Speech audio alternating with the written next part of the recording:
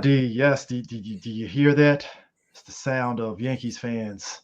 Gone. Finito. Finished. I love it. Who knew Baltimore sweeping the Red Sox would grant us the Red Sox versus the Yankees? I didn't see that happening, but No. That's what the Red Sox wanted. They wanted this. This is exactly what they Red wanted. Sox They fans, wanted to be Red the one. Sox fans See, literally thanked Orioles fans like, "Thank you, Baltimore, for beating us because this is we the one. wanted this This is matchup." the one thing I get. The one thing that you gotta let me get this out the way. Last game of the year with the Red Sox with the Nationals, there was a bittersweet moment. Ryan Zimmerman had was like he's done. He's done. He played his whole career as a Nat, which is pretty damn good. He was there from the very beginning. He He was there for the retiring or World he's moving on. Series. Retiring. He's done. How He's long you done. been in MLB for? Since the Nationals became a team, he was their first pick. 10 years. No, not 10 years, nigga. That was like 2015. I mean Oh, 2005, so it was like 15 something years. Nigga. Anyway, oh shit. but still, it was time to go. It was a bittersweet moment because I didn't realize how much he's just been there from the very beginning. He always been clutch at the Baseball good moments is. and all that shit. So it was great. The one thing that gets me though is right after all that, I was like, y'all know we losing this game, right? You know, it's weird to me with baseball when people Boy, retire. When Red people Sox was retire, ready for that, man. yeah. They were ready for the Yankees, bro. Get real quick. What it's interesting with baseball in terms of people retiring because I'm pretty sure Zimmerman could have did a full 20 just lingering with Washington for a while. You not no more, not no more, not like they used to, and not how contracts are. Mhm. And real Or talk, maybe another team would have picked him up and he might have been kicking and around. see, nobody wants to go out like that. Who wants to go out like that? Just I sit know, on the but bench. I'm thinking in That terms of don't like happen on like basketball it where don't happen veterans like stick it around used for a to no while. more, where the old head can just sit on the bench and like I'm the old vet on this team and I come off. No, that shit don't happen no more. You know why? Analytics, nigga. Blame Brad Pitt, nigga. Like there's no way you can get around it. Like analytics has Billy destroyed Bean. the notion of. And here's the worst part, at least in my opinion. Even though we're going to get guys into their mid 40s, getting close to 50 in baseball, leaving, that cuts that very short too. Because, like I said, the second analytics go down, oh man, you be a 40-year-old swimming in the fucking minors. We have heard several stories of niggas in their 40s just mollywopping in the motherfucking minors, and niggas be like, yeah, man, they should call them up. No, they shouldn't. No, they shouldn't. No. That if you They're want good that for a season, maybe, if and you that's want about that it. good old, well, back in my day, this is the way baseball was played type bullshit, you better watch the motherfucking Chihuahuas play. Yes, that's a real minor league team. I don't know if they're still a minor league team associated with whoever they were, but yeah, like you better hope he's playing for the Chihuahuas, the Isotopes. Yes, the Isotopes is a real minor league team. Or the Bay All Sox. the bait, no, not the Bay Sox. Yeah, the Bay Sox. You Or the better Blue hope they play. Crabs. Yeah, not the Blue Crabs. No, not the Blue Crabs. Not Frederick. Don't even say Frederick either. That's single I line. was the same If French you get for up, me. no, let me be. All right, just imagine it, Chris. Just imagine it. Just for shits and giggles. Wouldn't fucking happen. You and I go to a Bowie Bay Sox game. Ha ha ha. Good day. A whole lot of black people out because a whole lot of black people go Oh out there. yes, they do. That is old nigga baseball. They love it People out there. They forget something bring. real quick. My grandfather actually played for the Bowie Black Sox. Wow. Yes, he So played for them. He had they so have a they actually have a park. minor They have league a Negro team. yeah, he actually they Minor have a league park Negro team. dedicated. That's cool. They have a park dedicated to him. We got pictures and stuff. Like, cause I never knew. Like, I knew my grandfather was into baseball, but like I didn't You know never knew he until played like for a team. yeah, until my dad told me. He's like, oh yeah, your grandfather played for the Negro minor leagues and stuff. And we went to an actual Bowie, like a Bowie Black Sox. Like they opened a field for him, and it's him and his men. It was like five of them Wow. left from that team, and there's a picture we had in the photo album. And I was like, Wow. wow, Black history. I did not That's know cool as this. shit. That's cool as shit, yeah. So the fact that the Bowie Bay Sox has like a huge black fan base, I'm like, I'm not shocked. No, I'm not not shocked shocked at at all. all. And on top of that, look, the one thing that the Nets did great in this city is because this city always liked baseball because of the Orioles was always a Mhm. decent team, a very successful team, at least at the time in the 80s and the Yeah. 90s. So yeah, there was a Cal healthy Ripken baseball. Jr. always popped up. Yeah. there was always a healthy baseball population here in DC. So the Nationals over there, all these old heads with the Nationals head, like, you watch baseball, I'll be watching baseball. Yeah. Man, did you see it last night, man? When these it'd be so funny. But anyway, same old heads that used to be Orioles fans. It's like, but imagine, if you will, Chris, you and I go to a Bowie Bay Sox game. We're like, is that Albert Bell? Yes, it is. What are they playing out there? Like, you see, that's pretty much saying. That crap don't happen. Now, Albert Bell's way too old for this situation, but I'm just giving you an example. No, that's you're right. It hits on the net. Like I know niggas that was in the, like, watching the minor leagues, but it was like, yeah, I forgot Manny Ramirez played for us now. Yeah, man, that's cool. But see, that's how it, like, that's the best you're gonna get of them old heads taking a team to a championship, because that crap don't happen no more. It happens in the show, because that's what I'm gonna do for me. I'm already 34. I got about 3 good years left in me before that game really fucking tanks me. So I'm going to do the whole natural thing. And it's crazy too, because the GM came out and there was like, hey, I'll resign Zimmerman if he wants to continue. And I'm like, that's bullshit. But okay. Sure. I think here's also the thing about baseball, which is very deceptive, what a lot of people forget, is the wear and tear that baseball gives you. That's, you don't think about it because it's like, oh, you're just hitting a bat. Broken bones, bro. And people like really underplay it because we see such violence in football. We underplay every bit of violence in every sport. Time out for a second. I think, at least for me, I always felt pitchers were the only ones that get wear and tear, because you are throwing the ball 90 miles an hour. Yeah, so I knew they get always a thing. That's always a thing. Even when everybody else is like, you're third baseman, what wear and tear? And it's like, is there wear and tear? Maybe, I don't know. Yes, the fuck there is. Me hyperextending shit, me jumping, me sliding, me colliding with niggas. That shit happens, nigga. Like, come the fuck on. You twist your ankle all the goddamn time in baseball. Round third base. Ah, shit, ACL. And oh my god! Like I said, you're turning, trying to get one of these balls coming at you, going 100 a mile.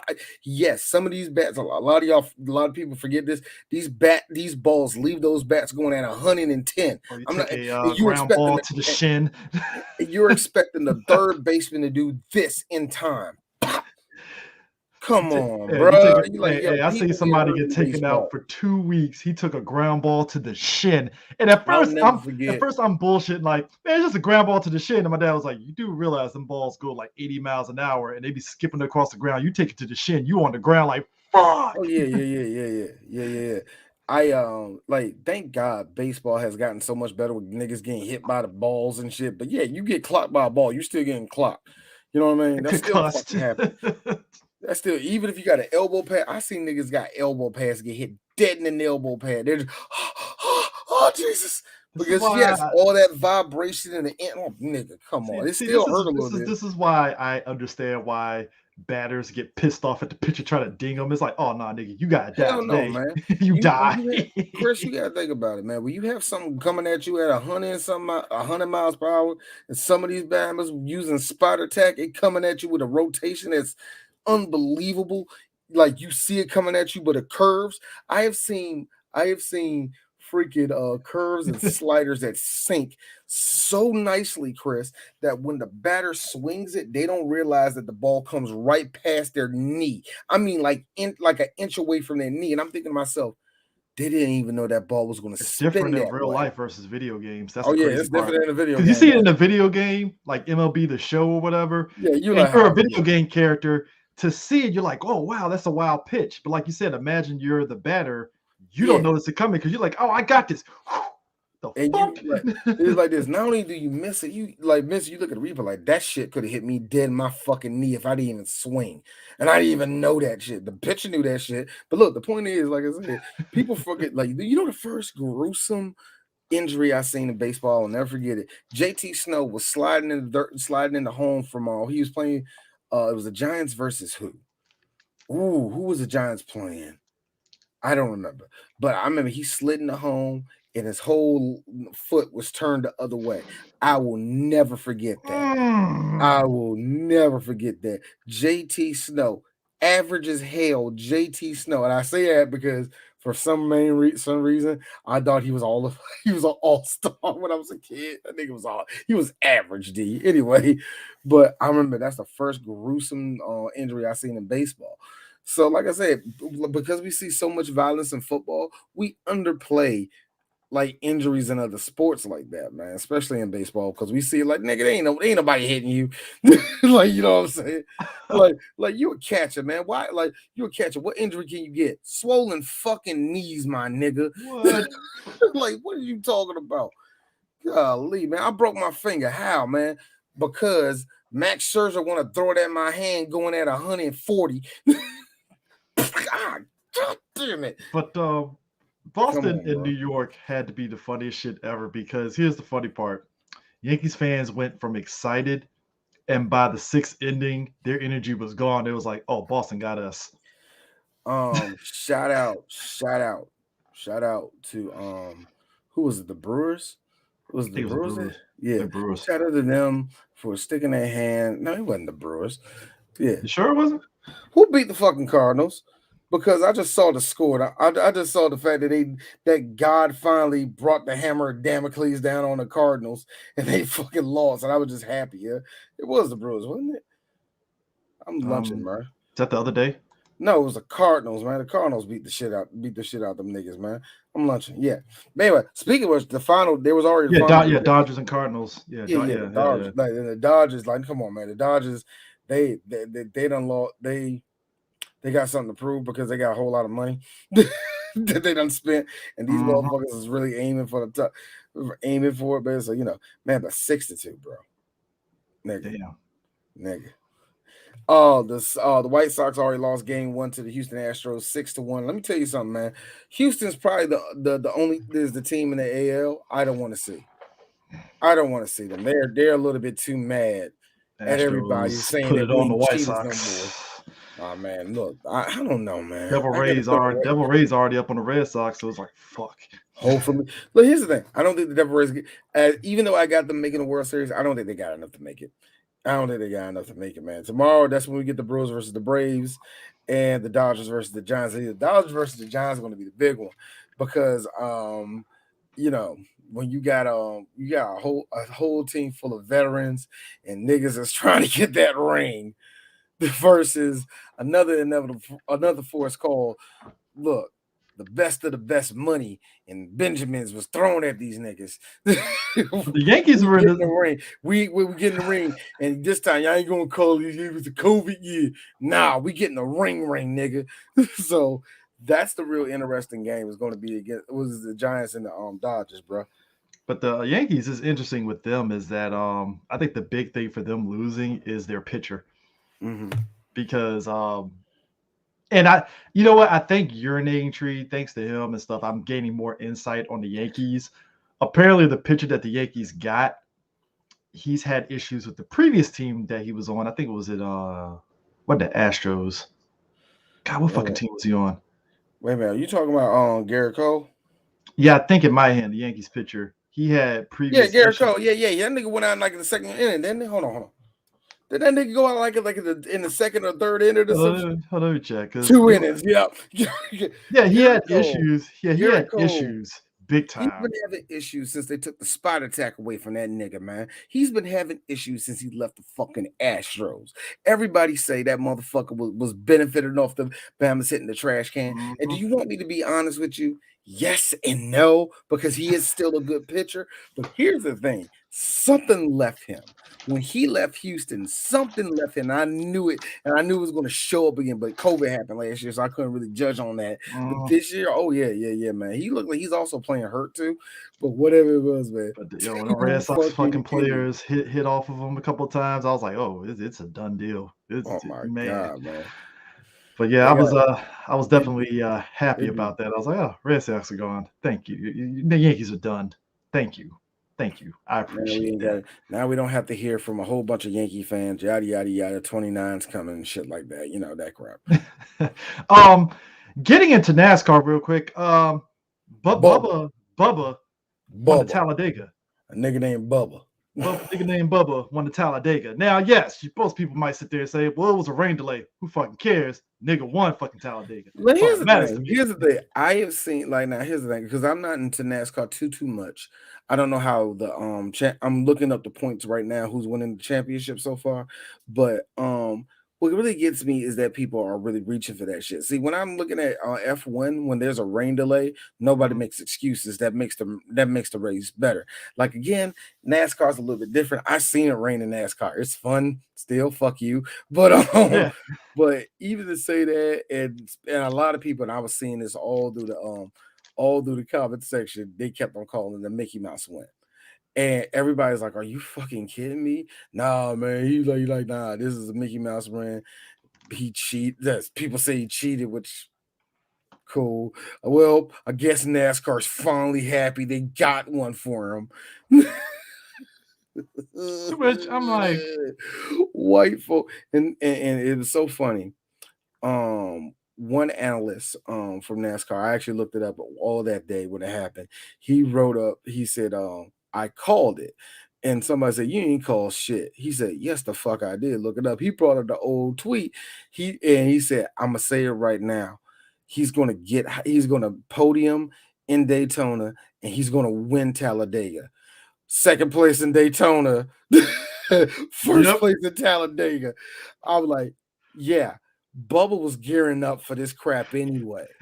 So he was ready. He was on the edge on his win. He's not even in the playoff standings. I'm looking at that. Yeah, he's not up there. Danny Hamlin, Kyle Larson, Joey Logano. Yeah, he's not even. Yeah, He's not in the top the 2021 IndyCar races. Yeah, it's like Alex Palou, Joseph Newgarden, Scott Dixon. Yeah, Kyle Busch is in ninth right now. He's not even in 12th. Woo! That's hold on. No, was that him? No, that ain't Bubba. I'm looking at something. Let me see the full standings of this shit. I'm looking at the But Cup still, Series. NASCAR, but the way it's been going, yeah, he's 21st. He's 21st place. Yeah. Wow. Yeah, the win did boost him up a little bit. So let's just be now. Let me just keep it a buck.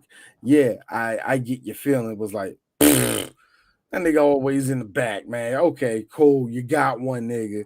Okay, I can get you on that one. It's just this is the problem I have, NASCAR fans. Y'all white and all of y'all from the South, so you know what it sounds like to me. We finally got the coon one, so I guess the LGHB community. You Negroes got one. Be happy, you made history. Well, guess what? It looks like you got one. I guess the Black Lives do matter. Now, can you shut up? One white boy. I love this one. Because he is like the stuff I read about Lewis Hamilton is still racist. It's still racist. It's just straight up racist because they're all Red Bull fans. For whatever reason, the Red Bull, the people that love the Red Bull team are racist. They're like super like that type of Dutch where it's like your grandpa was in the SS, wasn't he? That like that type of Dutch, you know what I mean? Like they are straight up racist. So it looked very similar to what I saw with Bubba. It's the same thing. It's like even when they try to bring in analytics to it, it's like, dude, he won a race. And what I'm seeing that he's back in points. It's not like he's threatening Kyle Busch. Kyle Busch is in a place to me. Kyle Busch is the benchmark to me. Yeah, he's like Sebastian Vettel to me, man. If you can outbeat him, man, you could be considered one of the best people up there. Like, yo, this dude got second place in Daytona. They ain't nothing to shake at. I know what the fuck Daytona is, nigga. Everybody named mama in America know what Daytona is. And if you know if you have an ear to the sports world, you know what Talladega is. That's a big race. The brother won 2 big races. Now, is he going to win the whole series? I ain't hearing one person say that. No, nobody's about to say that. Most I've heard Let's talk in reality. But can you let history be history? Of course, white people can't do that, man. Come on. Well, I mean, it's like when we asked for too much at that point, bro. It's like the whole thing with the noose, and Bubba just spoke on it and stuff. And I saw a lot of people, white folks mainly, and like maybe like 3 black people that made it seem as though like, and it clearly seems like at least the 3 black people, it's like, guys, you really don't watch NASCAR. They made it seem as though Bubba was never a good racer. I'm like, he's a good racer. It's just where you're at is where you're at. It is what it is. So it's like you're trying to downplay his skills as a racer, but then you're sitting up there making it seem as though, oh, he's talking about the noose. He's just being racial into it because he's not that good. I'm like, no, he's good. It's just, well, if he's a good racer, you can just ignore the noose. Like I like how they tell racers who have to keep their mind clear, not to think about the tragedy, not to think about anything off field, shut up and play. off the on course. I hate that shut up and play mentality. I'm like, you're a human being. We had to get one of the most special moments in sports that I can agree with was, despite who the fuck he is as a person and all that crap, let's get beside that crap. It don't matter. Yeah. Was Brett Favre playing when his dad died. Yeah. I thought that was one of the most incredible games ever. And that's hard to do.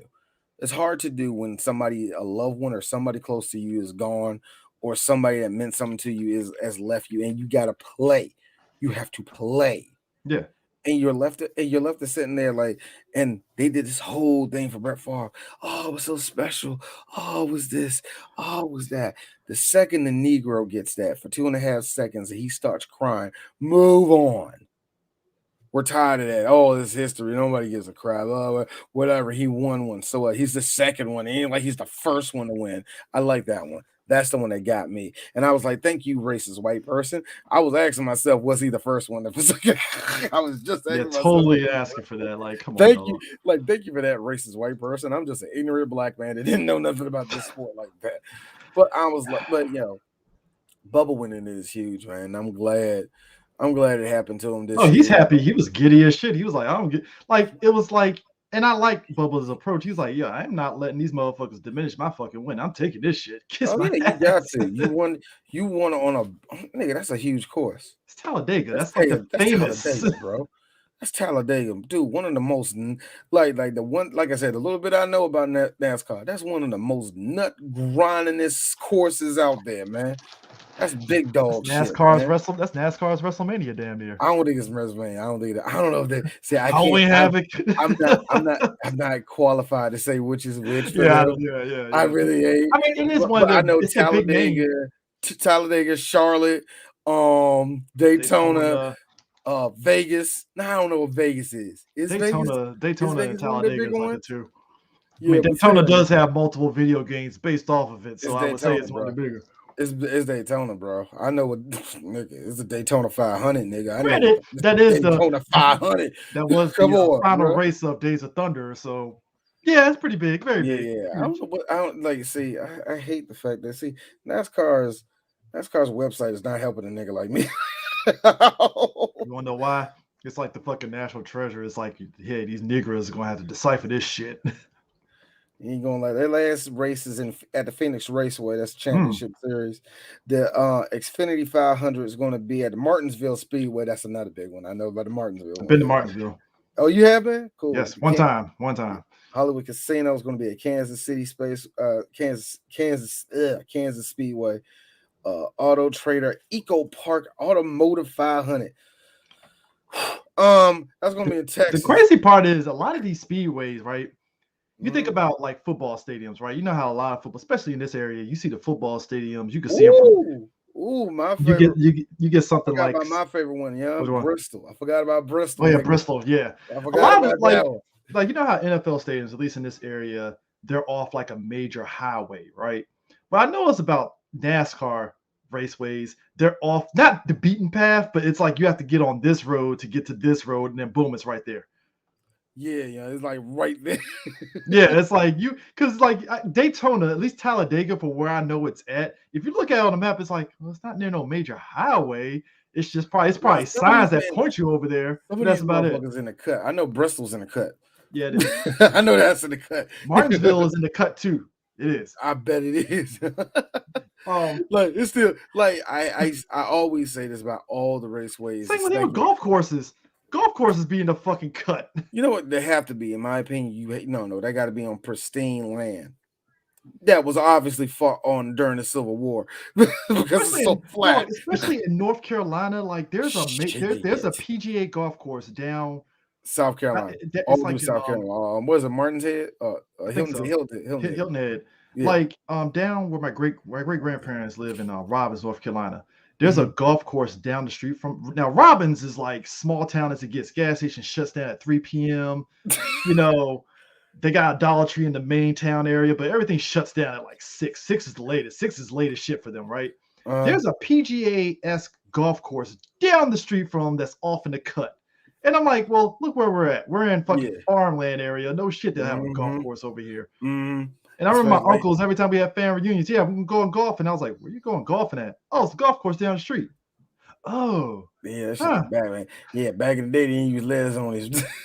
Now they letting us golf. This is crazy. Letting niggas hit. I don't know. I think they just want to copy us. But I think those places you have to do it and stuff. It's kind of like with college football. Some of these small colleges are off in the cut, and you don't know. Like hell, the college that I went to is a private school. It's off in the cut in Laurel, and you would never know until you see signs on 295. And I'm like, huh. All right. I think who else was like that? Actually, to be honest with you, Chapel Hill like that to me, man. Oh yeah, it's a main road. But once you cut down that road, once you get down the Paco Road, it's like nothing but like forest. It's really like fucking like it's like Wake Forest, really, the school, like intimidating. Unless you're on Route 1 on Wake Forest and stuff, and you see the signs for it. If you're on 85, you will not see a sign for Wake Forest at all. But if you're on Route 1, you might find it. Forest. Yes. You have to be in Wake Forest to see that shit. At least last time I went, you had to be. No, you're right. You have to be in Wake Forest. You'd be like, oh, there's the exit for it. But that junk is right there. It's not so much right there in the middle of the city, but it's like right there. It is just weird, man. My family we have our family reunions down there.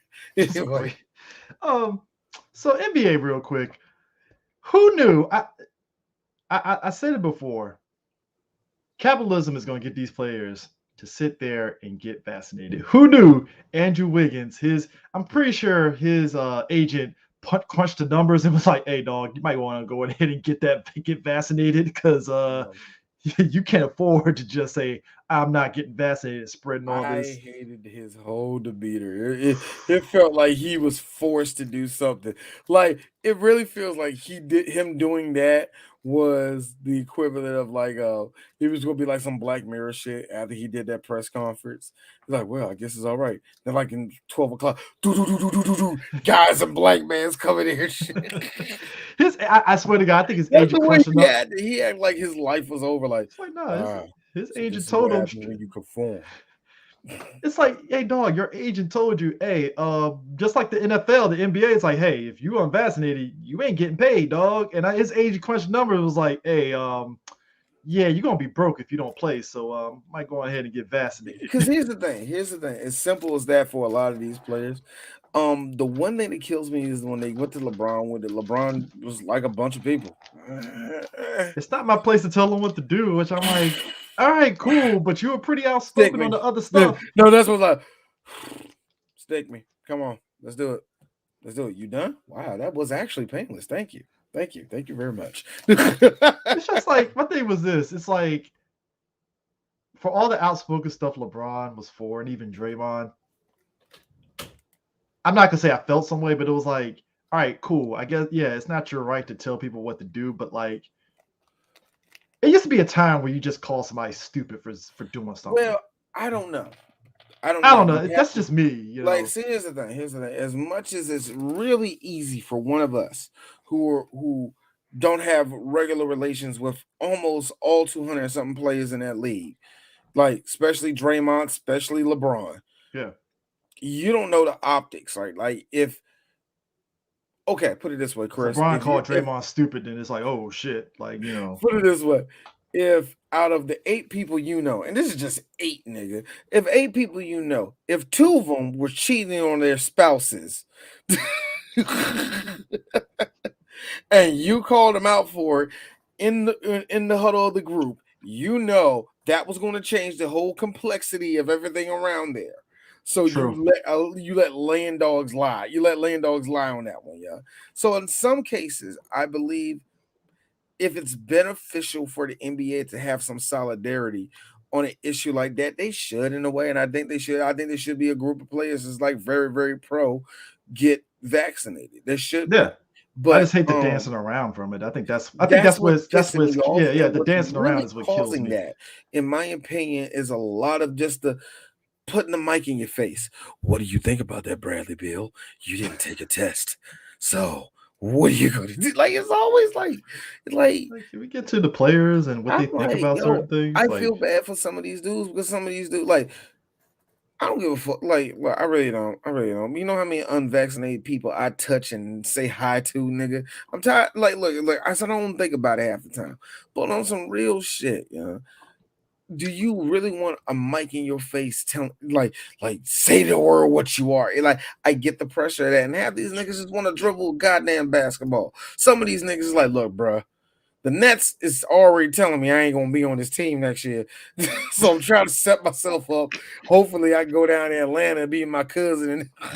yeah, you know what's funny It's like too? very hard. I get it. You can't if you're LeBron for some, like, there should be a good group of players that are very pro. We getting this and then this. We're gonna do this in the community, and some teams have done that, but you can't expect your look. Look, if you think it's wild, what these Zoomers and these millennials think about issues, you better be glad there wasn't a mic in every single face of them boomers during the 80s and 90s. Well, Y'all would have said something. Look, well, they let's be got real. look. Sharif Abdul Rahim was just a tip of the iceberg to me of what real conversation shit should have been had in the 90s, and the white people yanked that mic away Well, from well, his well, let's face. be real. Also, too, on the other end of the spectrum, I mean, we saw it in the Last Dance. Jordan's kind of like Republicans buy my shoe comment and stuff. And I never got offended by it because he had a good point. It's like, the fuck you want me to sit there and say Republicans buy my shoes too? What the hell you want me to Yeah, what like? the fuck you want me to say? Like, that's the thing. That's the And whole it was an point about honest all of answer. it. And I was like, look, people look at me weird when I say this, but I'm like, I respect somebody being honest about their shit versus playing in my face. Yeah. Don't hit this Even if I shit. don't like it, it's like I respect it because it's like, you know what? I know where you stand. I'm not judging you. Hey, at least you honest. You said Republicans buy my shoes, which he's right. And you know what? Optics is a funny thing. Like, it was so funny at the end of all that. I asked my dad. He said, like, yeah, that's all. My dad was like, that's everything about Jordan I already knew. Like, none Yeah, of that was new. He was an asshole. I knew it back then. I really know it now. You know what I mean? Like, yeah, Jordan always had that like, you're always going to forever have that optic on you, and that's the one thing I bro. realized. Despite years of things changing and Eddie Murphy being people joking about it, people still hold that thing about Eddie Murphy against him.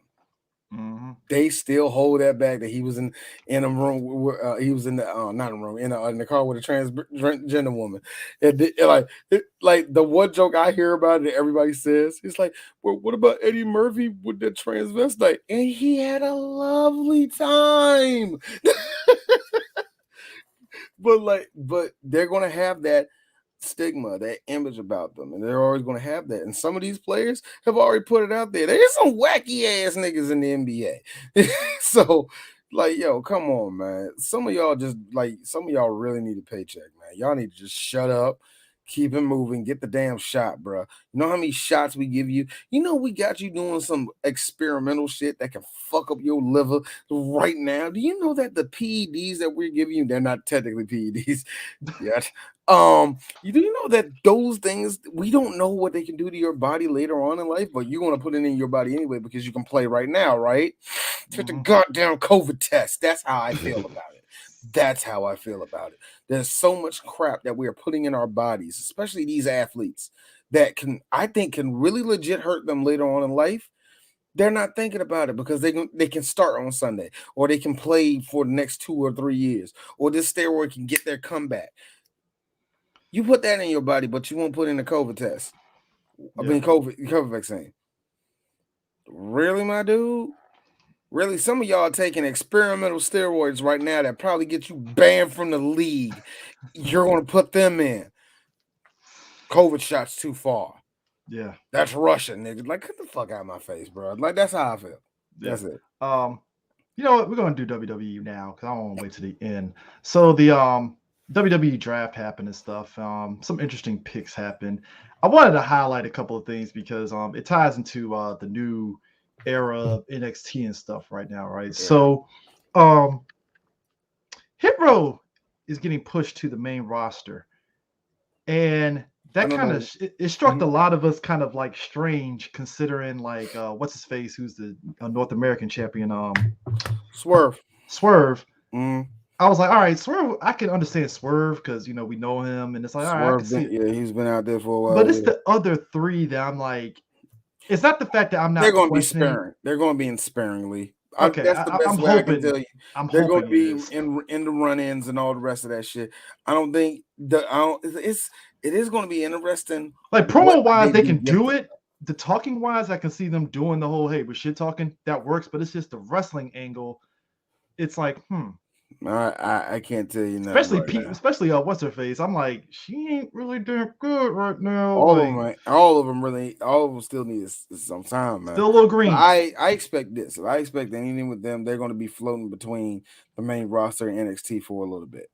That's probably got 3 weeks. We'll see if that is the case. I mean, they're probably going to be just floating in between those two shows and all that shit. I'm still shocked that they didn't move Reggie to Friday night. You think that would have been a thing they would have did? Austin Theory is another one that got moved up to the main roster, and that shit with him and Jeff Hardy was hilarious. I think like that, the one thing Austin Theory for me, if anybody knows, well at least followed me doing the WrestleCon 100 the last two I did, he was in the lower 100s, but me and Niger was talking about it. He's incredible. I think WWE really want to take their time with him, or at least figure out what the fuck type of wrestler he is. Here's the thing. Here's the problem about a lot of flippy wrestlers. A lot of them don't got a lot of character. Just a real talk. That's not me being funny. It's just that a lot of them really get the same gimmick.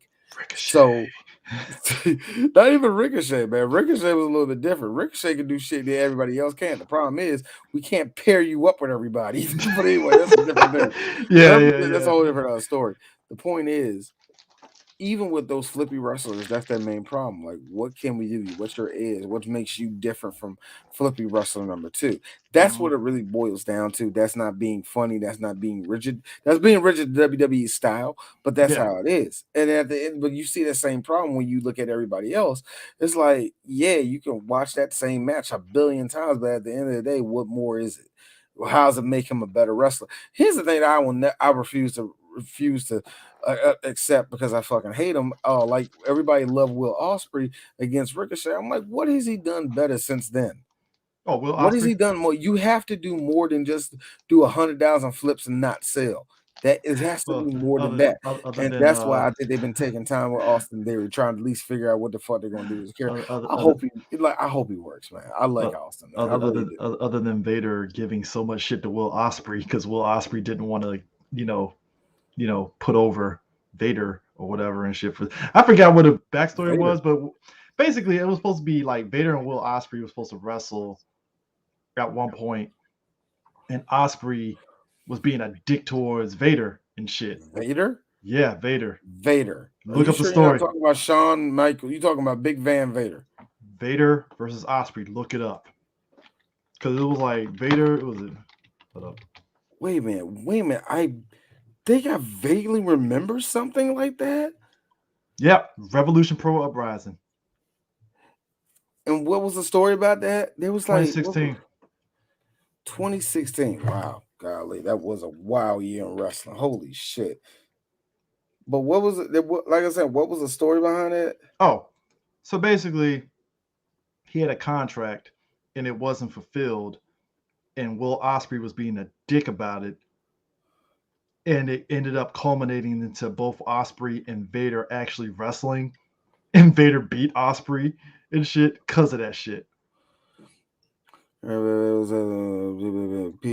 Vader eventually won the match after interference by Pete Dunne and Ricochet. Now Vader is claiming that the deal he had with Revolution Pro was not fulfilled, as he was allegedly promised a copy of the event to sell in the United States. He's lying through his teeth. This little shit and his promoter are fucking liars. Will Ospreay, they never met their end of the deal. That sounds like some Will Ospreay shit. That sounds like some shit that I hate about. Whatever. The point is, these guys, they got to find something more for these wrestlers, but more for guys like not Will, like Austin. They already do, man. The one thing I did like about that spot was when we did the whole little selfie thing. You know when Jeff does closes his eyes, he got the eyeballs underneath, so all it looks like him like and his eyes are open like that. And I was thinking like Jeff backstage was like, thanks, man. That's exactly the way I wanted, man. You got it. You nailed it, brother. All right. Hope we wrestle next week. Yeah, that's what it was. Somebody tweeted, yeah, that time when Vader called out Osprey and Ricochet for that spot fest and then worked Twitter so hard, he got booked by Rev Pro and then held up the promoter until Osprey had to put him over. That is funny. That's funny. But Osprey. But also Zia Lee, what do you know about her? She was in NXT. She had a couple good matches. She hits people pretty damn hard. I mean, that's her gimmick. She's going to SmackDown, so I'm kind of curious, especially with all the ladies on SmackDown currently. Do you want to know do you want to know the cynical thing about it? The cynical thing is they're trying to get the Chinese audience. Is there time? I think it probably is her time. I think they really want to move up some of these people that are NXT that are kind of floating. That's why Shotzi came up. Yeah. So I think, I think she's fine. Yeah. She's fine. They need more girls there. I mean, Tegan. Yeah, I forgot Tegan. Oh, yeah, I forgot Tegan and Shotzi are up there. Yeah. So hopefully, here's the thing. I feel that the problem I'm having right now with WWE is almost similar to the one I'm having with AEW. I feel that some of these people are getting left out the loop. And with AEW, I think it's just them just looking at their plate and just like, yeah, but we really got to put this match over. With WWE, I feel as though like, you could put that over there. Yeah, no, fuck. Okay, we gotta stay with that course. So we gotta come on, we gotta put that over there. Yeah, okay, so now we're gonna do this, but you just left out 3 people over there. Fuck. It feels like it's always out imbalance with their booking. And it just comes off wacky, so I mean, because like right now, like Ember Moon lost to Mandy Rose, and people feeling some way about that. I feel like the women's tag team division should be a lot more better than what it is.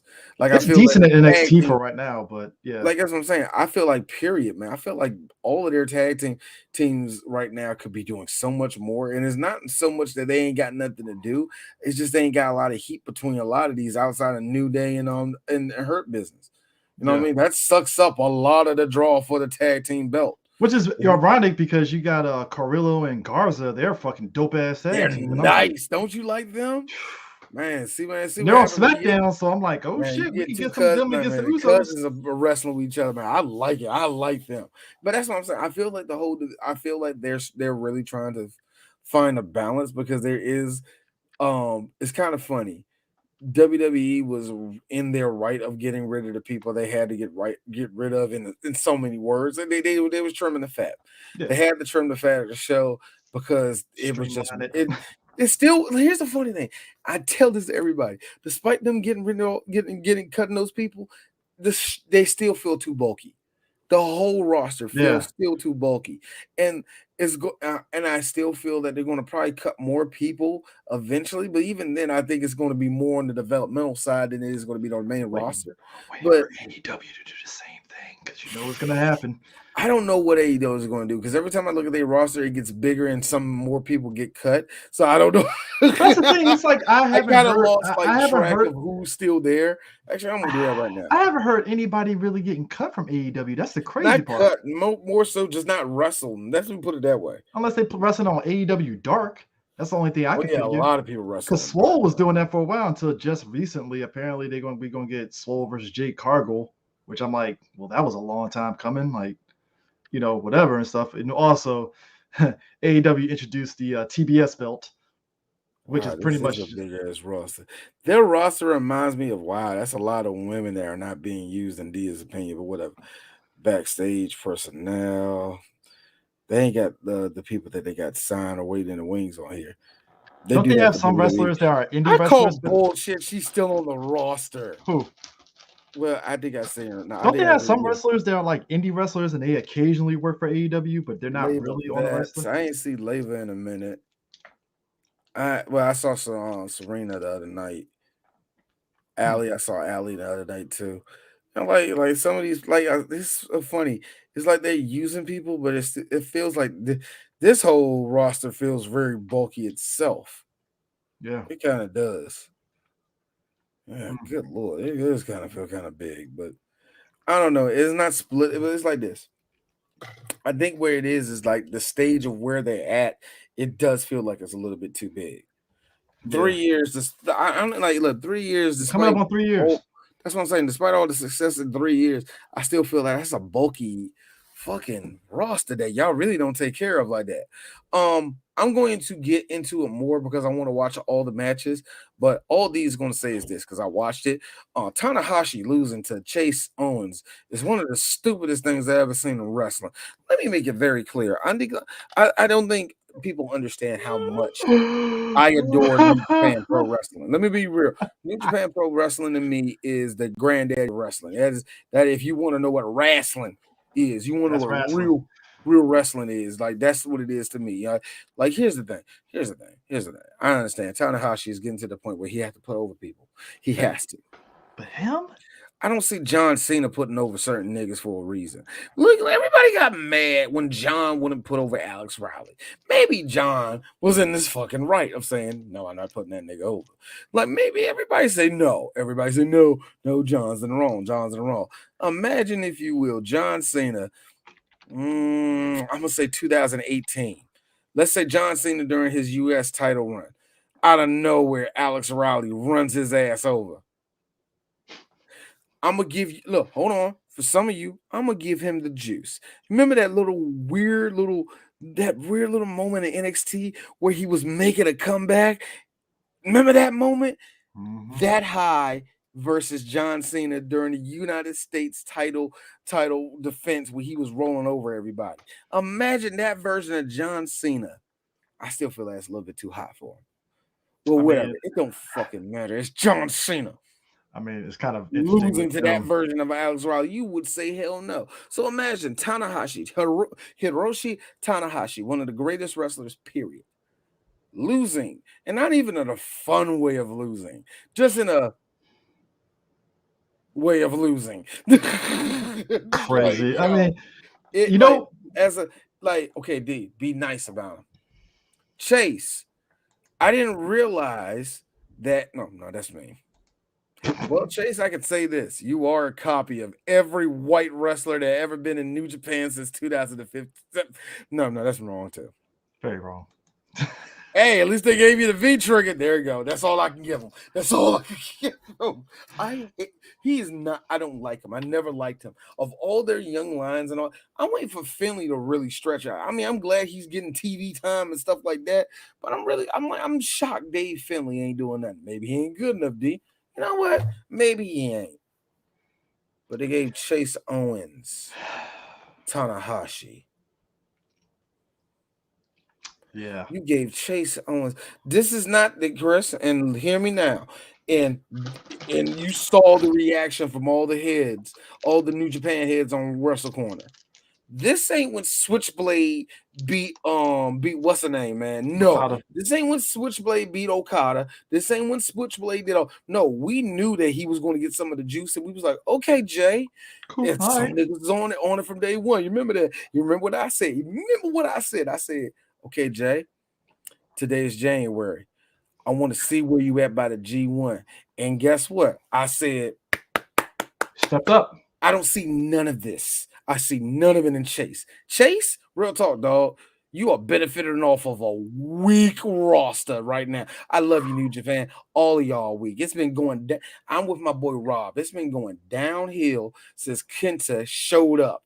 It showed up and rode over Okada. Rode over Naito, and nothing happened from there. It's been going downhill since then, and I agree with him. As fire as the New Japan America shit has been, no, it's been going downhill. It's been great. King Nakamura and Rick Boogs. I fucking love that shit. And I'm glad they're staying on SmackDown because that is the greatest shit ever. I'm glad they are too. I'm glad Nakamura is really getting mileage out of He being is King having Nakamura. fun. He is having He's getting so fun. much mileage out of that King Nakamura bullshit. And Oh, he's King like, of the Ring is starting up this Friday, by the way. this is going to be funny with the King of the Ring too, because like I hate this for one main reason. Two reasons. Number one, well, actually, I hate it for one main reason. It is heavily favored for Xavier Woods. I love you, X. I want it. I want it, but here's what I'm putting asterisks on two reasons. Number one, he's going to lose in the finals, and I'm never going to hear the end of it from Chris. Not for me. See, here's the thing difference. It's not gonna be from me. It ain't gonna be for you. No. We're never gonna hear the end of this from all the Blur community. Exactly. Niggas who don't watch wrestling. And here's the thing: there are certain instances where it's justified, and even like I said, for some weird reason, WWE put up the Kofi and Brock thing, and I'm like, come on, E, what the fuck you doing? But what are you talking about? No, when they put up the whole Kofi losing to Brock in like 4 seconds, they put WWE tweeted it out because Brock is yeah. It's like fuck yeah. It's that quick. You know what, Chris? I don't know why. I don't know why y'all niggas do not advertise the biggest draw in WWE. I get it, but it's like, what does Brock do? He gets in, he destroys. It would have been nice. Walks out. My thing is this: it would have been nice if, because I know they did it to promote the Crown Jewel thing. At least do it with like a previous match between him and Roman where he rolled over Roman. I'll be like, all right, cool. You're prepping us because him and Roman are going to be facing off at Crown Jewel. Interesting enough, real quick about Crown Jewel, we're getting a triple threat women's match, which is interesting because and they better be wearing long sleeves. Oh, they're fully clothed. I'm guaranteed because I think didn't Sasha and Bailey do the Crown Jewel, the first one? No, it was Alexa and Sasha. It might have been Alexa and Sasha that did it, but either which way, they were in full cat suits. Yeah. I remember the other one was Sasha and it was another one before that wasn't televised. And I don't think it was in Saudi Arabia, but it was done the same way where they had to wear. They were fully clothed. Yeah, they were fully clothed.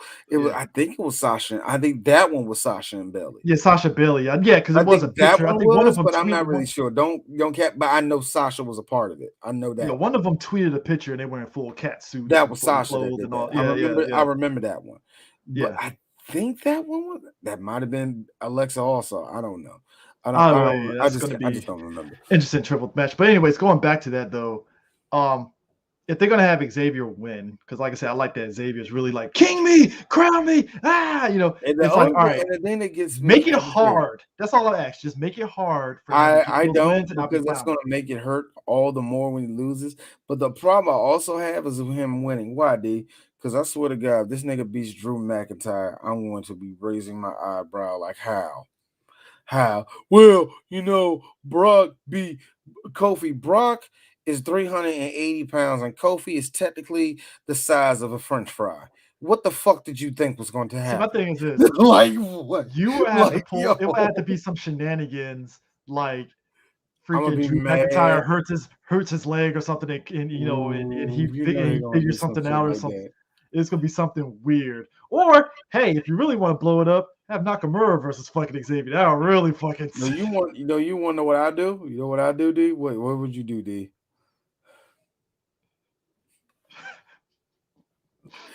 Oh, you gonna hate me for this. Xavier comes out there. Yeah. So what's your first match? You think you know me? He's losing this motherfucker. Or he only wins because of Seth Rollins. Look. I'm being real with you. I get Edge not wrestling everywhere. He's on some part-time shit. Cool. Because 2/3 of the AEW roster is nothing but part-time niggas. We ain't going there. Look, but the thing that gets me with Edge though is that these opinions, Edge ain't nothing to fuck with. Edge is still an excellent wrestler. I love Edge since he has came back. All his matches have been degrees of fire that shouldn't be. You know what I mean? Like, Edge leaving and coming back, he learned how to space shit out. He learned to really put a lot of psychological storytelling in it. Like, Edge is awesome since he came back. So real talk. If the first person X has to fight is Edge, here's me. You dead, nigga. You dead. Edge better win this match, or I'm boycotting the rest of this tournament. There's no way in the world Edge is supposed to lose to you. It only works if Seth Rollins interferes because they're both of them. I think the only if you do feed him a heel to take down, you give him like a Seth. You give him somebody like Seth. You know what I mean? Yeah. You don't give him nobody like, I don't know, because it ain't going to happen. Roman, you don't give him Roman. You know what I mean? You want to give him nobody big. Don't get it twisted. Like that.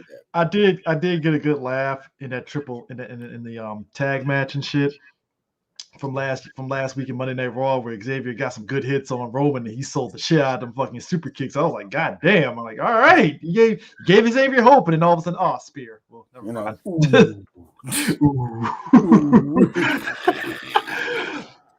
But yeah, that's gonna be interesting. There's a rumor. I'm gonna put this in. Well, last two things. One, Happy Corbin and Madcap Moss. I laughed. That was hilarious. So go ahead. But two, there's a rumor going around. I don't know how true this is. So apparently, Beyonce came out and said that her daughter Blue likes Naomi. Now I don't know how true that is. Don't know. Sure. Okay. Sure. If I was sitting back like, you better hope Vincent doesn't hear none of this. No. I think it was either Niger or Will that sat there and said, "Hey, don't let fucking Stephanie see that shit because she'll fucking dial up Vince like, hey, I think we can get Beyonce at WrestleMania."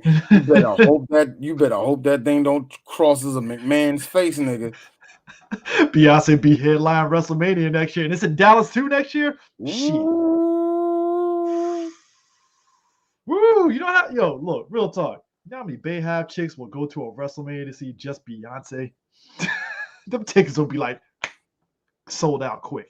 All of a sudden, they want to go. Meanwhile, all that's gonna do is embolden racist ass wrestling fans. Like, these bitches don't fucking watch wrestling. Why they gotta? Yeah. I already see it coming. I already know it's gonna be weird, man. God, really? So nobody's in for the King of the Ring yet. They ain't got it set up yet. No, it starts this Friday.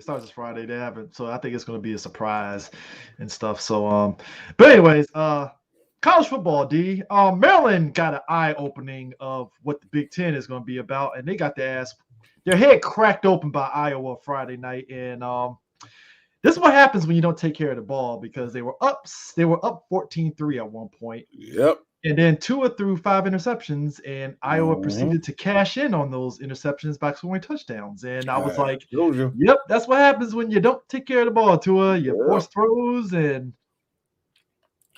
no, D. No. We can get somebody in the bit. I told you, nigga. Big Ten does not play around. It's kind of like when you face off against Tom Brady. I keep on telling you, man, you can't expect Maryland to show up for these shits, man, because they love kicking niggas in the dick that ain't in their own conference. They love doing that, don't they? Told you. But when it comes to Iowa and Ohio State, nigga, don't do it. When it comes to Ohio State and Iowa, they get their heads kicked in. But when it's like Penn State, all right, they're competitive. When it's Michigan, competitive. For some reason, those two, it's like, hey, dog, don't throw no interceptions. It's a wrap. I want to tell you about this, though. The game for me that was a statement game for me this past weekend was Cincy versus Notre Dame. Big dog fucking win, my nigga. Man. Because Cincy, to me, told everybody, we number 5 for a goddamn reason, bro. Like Cincy, look, I'm not saying Cincy is a world beater, because to me, they can be beat. Notre Dame is beatable. Notre Dame is a beatable. Maryland has beat Notre Dame, so it's possible. No, not this year. Look, not this year, but they have beat them in the past. So this is a thorough ass win. I'm looking at the damn dog like that was perfect. Almost 300 yards from Riller, and 144 from Pearson receiving. Man, it was a beautiful game. They dominated these niggas, you know. Big dog win. I love that. I love that crap, because I love Notre Dame getting their teeth kicked in. I loved it. Good win. The flip side, because I think I had arrived at your wife's birthday party when it happened. Kentucky upset Florida. Yeah, I didn't get to see that either. That Yeah, was the game me I and didn't DK were talking, and he was like, "Get the fuck out of here!" And I was like, "What? Kentucky upset Florida?" I was like, "What?" Mm-hmm. 20-13 off a man. I was like, "Bruh." The game I actually did see, that game I did see SMU Southern Methodist. They went upside the head of of South Florida. South Florida, man. I swear to God, man. Once upon a time, I thought they were decent. Once upon a time, I remember them having potential, actually having real dudes go to the NFL, having draft. I mean, it was a long time ago, wasn't it, man? Like Jesus Christ, man. Georgia put it on Arkansas though, man. They shut them motherfuckers down. Man, look, Arkansas really truly thought they had a friend, man. Because Arkansas was riding off their own goddamn high anyway, man. Arkansas thought Georgia was going to Georgia, and Georgia was like, "Nah, bitch, not today." Nah. See, it's not. I had to check just in case. I had to check just in case. Their record. Oh yeah. Arkansas was like, this is the first time we've been ranked in like 25 years and shit. Nigga, like, no, it ain't been 25 years. I'm playing with y'all, but it's been a minute. It's been a minute since the Razorbacks did anything, in my opinion. And real talk, yes, I thought y'all could have scored. They didn't even pinch. Georgia. Chris. I was coming home from work that day. And I told myself, I just said offhandedly right before I left the job, I was like, I wonder I said, I wonder if the niggas scored. That's how I said, I wonder if they scored. Oh my God. All right, let me put it into your perspective here, Chris. Do you want to know the passing yards? Do you want to know the air rating with the passing yards, sir? The passing yards of the Razorbacks was 87 yards. The passing. Hold on. You're laughing. Georgia, they only passed the ball 72 yards. Well, they ran them motherfuckers down their throats. Holy shit! The total yard. Now, to me, this is actually kind of low, but their defense was rocking so much.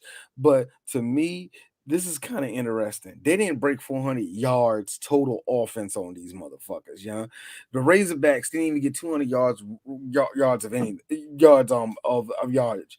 I'm gonna be honest with you. In any college team, if you're getting under 200 yards, you lost the game. In my opinion, that's football. Period. To me, if you got under 200 yards, I hope the other team was kicking field goals like you, because good Lord, that's inefficient as hell, man. That is getting disrupted. That is your quarterback going every 5 seconds. You know? Like, yo, where's they only Arkansas punted 8 times. Georgia, don't let it fool you. They only punt twice, yeah. Like, yo, man, there was no here's the fucking funny part. Interceptions thrown by Arkansas, none. Fumbles, none. Nigga, it was one of them games. They just got plain beat the hell up, man. I can't stand y'all, but good. That's a win, man. That's a shutdown, bro. We're gonna get into it, but it was kind of like Buffalo versus fucking who the fuck they played, where they shut them motherfuckers down. They got no points. But oh my gosh, man. Yeah, it was like that and stuff. In the MEAC, Howard got a win, first win of the season. They beat Sacred Heart. Shit. Oh shit! Everybody, we celebrate. Bethune-Cookman is still no wins. They lost to South Carolina. Norfolk won. They beat Hampton. That was a close game, won by field goal. Central lost to Mississippi Valley. I know Hampton's not a part of the MEAC, but so it's like, are y'all like it's just, are they just still playing games in the MEAC? I think they're still playing MEAC teams though, man. Still playing MEAC teams. 2 or 3 of them. Yeah, Delaware State beat Wagner, which is also another team that's no wins. They can't even get a win for shit. Mississippi Valley beat North Carolina Central. Like I said, that was about 1 point. Morgan State lost to St. Francis, PA, but I'm like, that's a Pennsylvania school, so of course they whipped their ass. So I expect that. On the SWAC end of the spectrum here, Grambling beat Alabama A&M.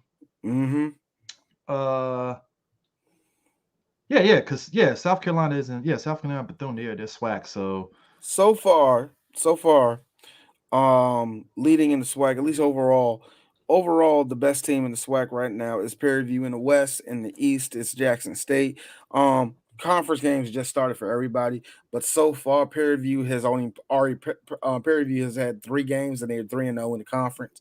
So, I think they have fully planted their penis inside the ground and saying that we're the big dogs of this conference, at least in the West. So the East is good, but like I said, everybody's just starting their conference games, so you can't. So can't really read into it just yet. You know what I mean? Let me see what we got over here in the MEAC now. The MEAC.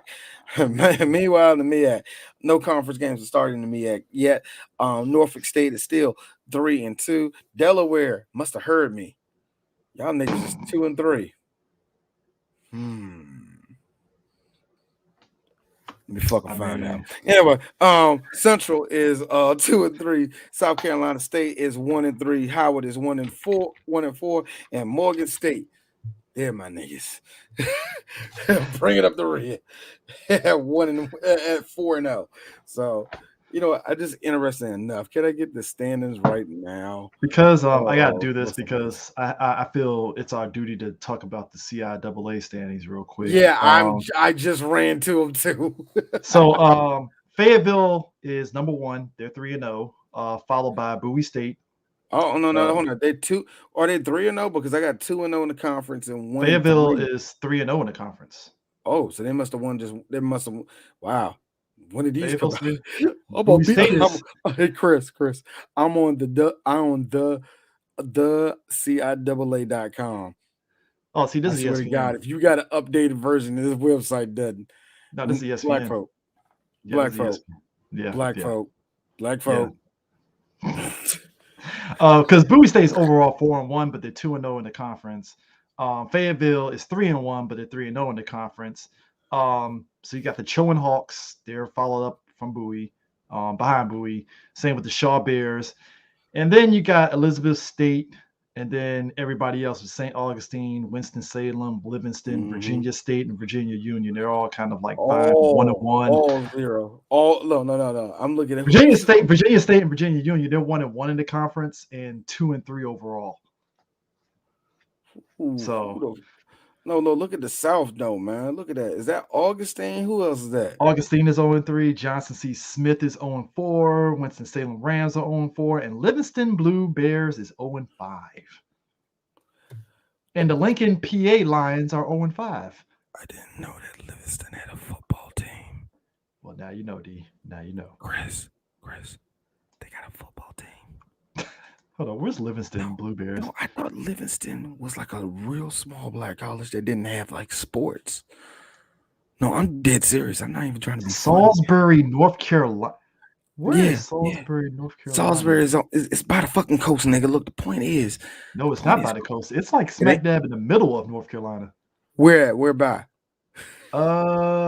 Salisbury, North Carolina, Piedmont region of North Carolina, Rowan County. It is 44 miles from Charlotte. So it's in the Charlotte area, pretty much. I was thinking it's towards West End. See, I'm not. So basically, it's like the equivalent of going. Carolina, I'm kind of bad at. It's kind of like basically going from Clinton to Baltimore. Chris, Livingston had a football team. I didn't know there was a Salisbury, North Carolina, D. I mean, nigga, look.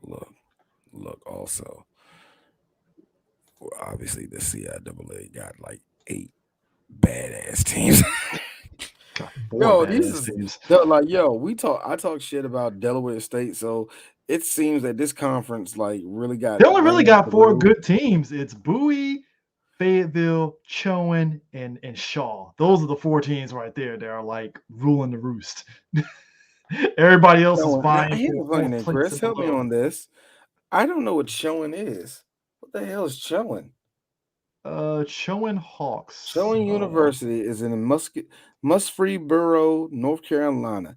That's a white girl. Okay, wait a minute. This is not a black college. It is a private Baptist university, historically affiliated. There's black people there. Historically affiliated with the Baptist State Convention of North Carolina, it accepts students of all backgrounds. It is the second oldest Baptist school in North Carolina. The Black ass football graduation rate players is though. 22%, and the acceptance rate is at 68%. I gotta be honest with you, Chris. I love these ratios. Hey, looking at the pictures, yeah, it's like it's majority black people that go here, but there's some white folks on the football team too. So Yeah, no, it's like look what I'm saying. What I'm North saying is Carolina just though. what they So said. It's a Bible college. It's a Bible yeah, college. I don't Chewing University. I never heard of this. Wow, those are a lot of niggas. Okay, Chris, do you see that uh-huh. plantation like I see the plantation? I see the fields. You So see you see mm, you see that plantation too? mm, mm. Yeah, that's Well, working title sport show you learn new things and I feel us I feel nigga. us as people that watch these things is like, wow, this is interesting. It's funny though. It's funny though that I talk about what showing university is and all the rest of that.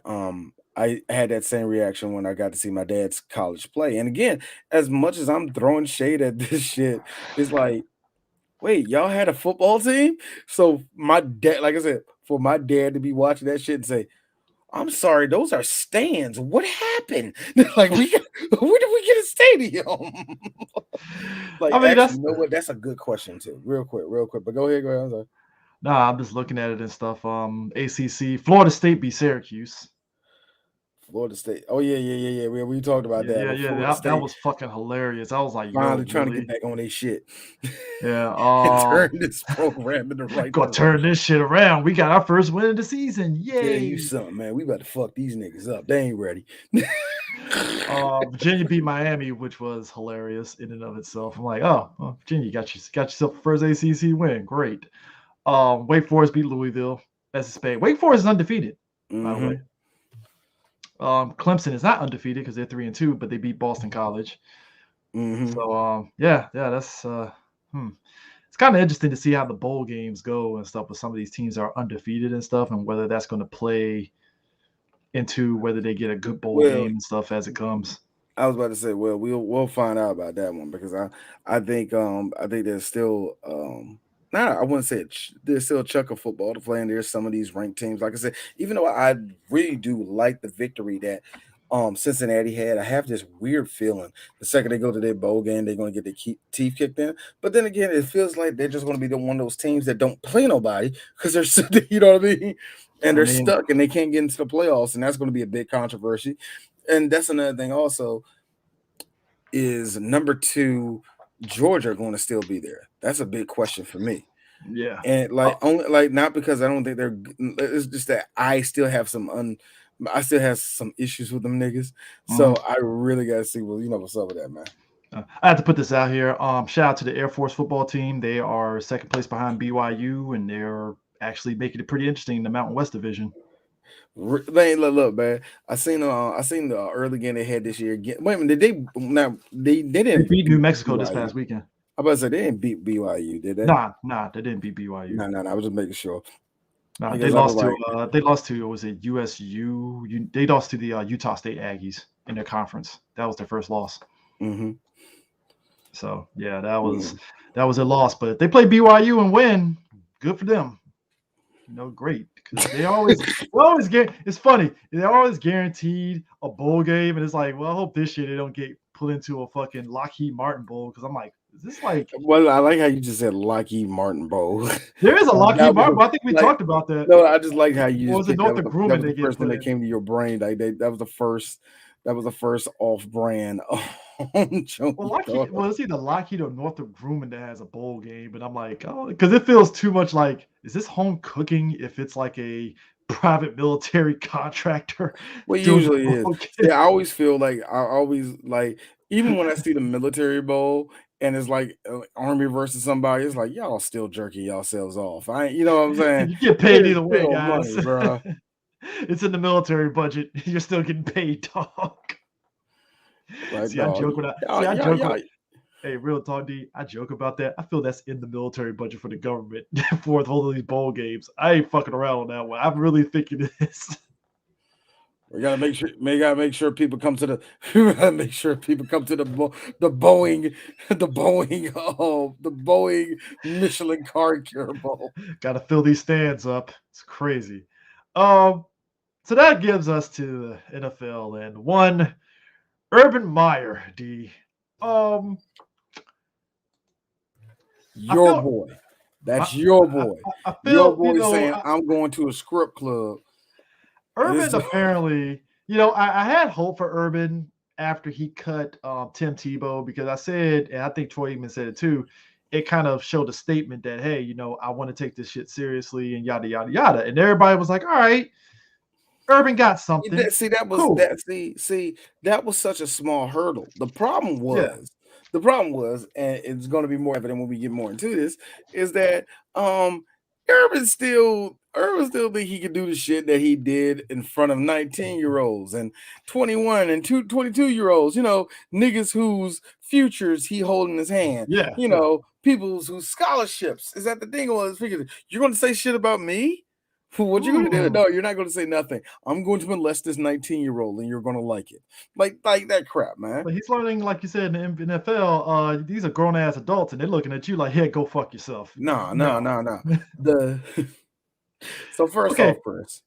Go ahead. Okay, so the first thing, so there was a video that came out where he had a young lady grinding on him at a bar. Now, the reason why that was, it wasn't because that he was at a bar with a young lady grinding on him. No. It's because as an NFL coach, it is very unheard of that you don't fly back with your team after a game. Very unheard of, unless it's a family emergency or something. Yeah. You're flying back with your team immediately. That's just a thing that doesn't happen. Yeah, that's just the thing. Like, I have heard at least several NFL players. Like, I have been on flights after the coach called us everything but Jesus. like he's on the plane immediately after that. It's like, yo, we have all flown back home on some bad games. Coach was there with us. Yep. It's he didn't fly back.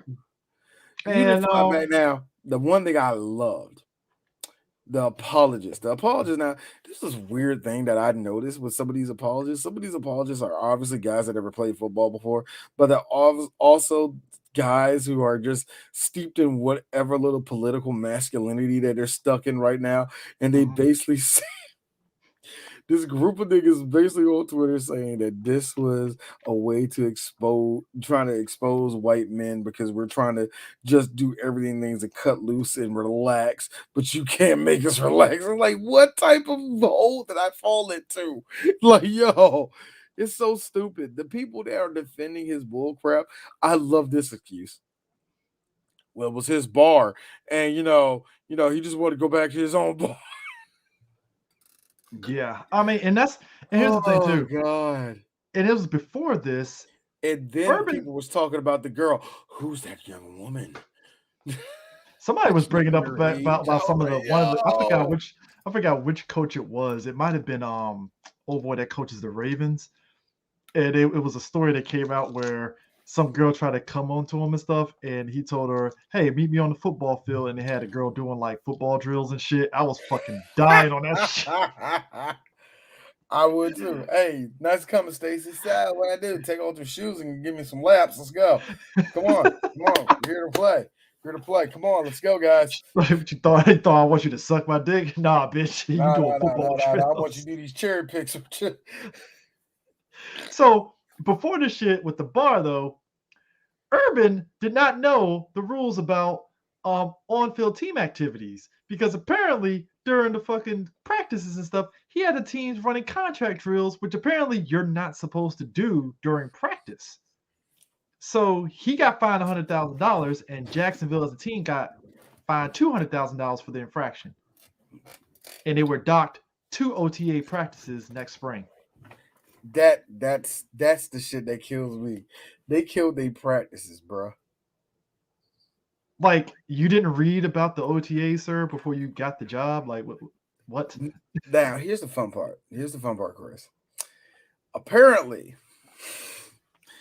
Urban was embarrassed, to say the least. He was in his feelings about the situation. He finally came up to the players, went to the players at the meeting, and to quote Pat McCaffrey, he said the best way. He said he basically like, "Hey, guys, I heard, a whole lot of, bullshit that was, in the press, I'm sorry, that's not the type of football we're gonna try to play here, we, just want to put it out there, and that was me. So, yeah. Hey, coach. So, why were you not on the flight with us? Yeah, about that, I didn't, I wasn't really sure about the rules, and I'm sorry, guys, this is just not a good moment for me, it's not on you. It's not on you. So,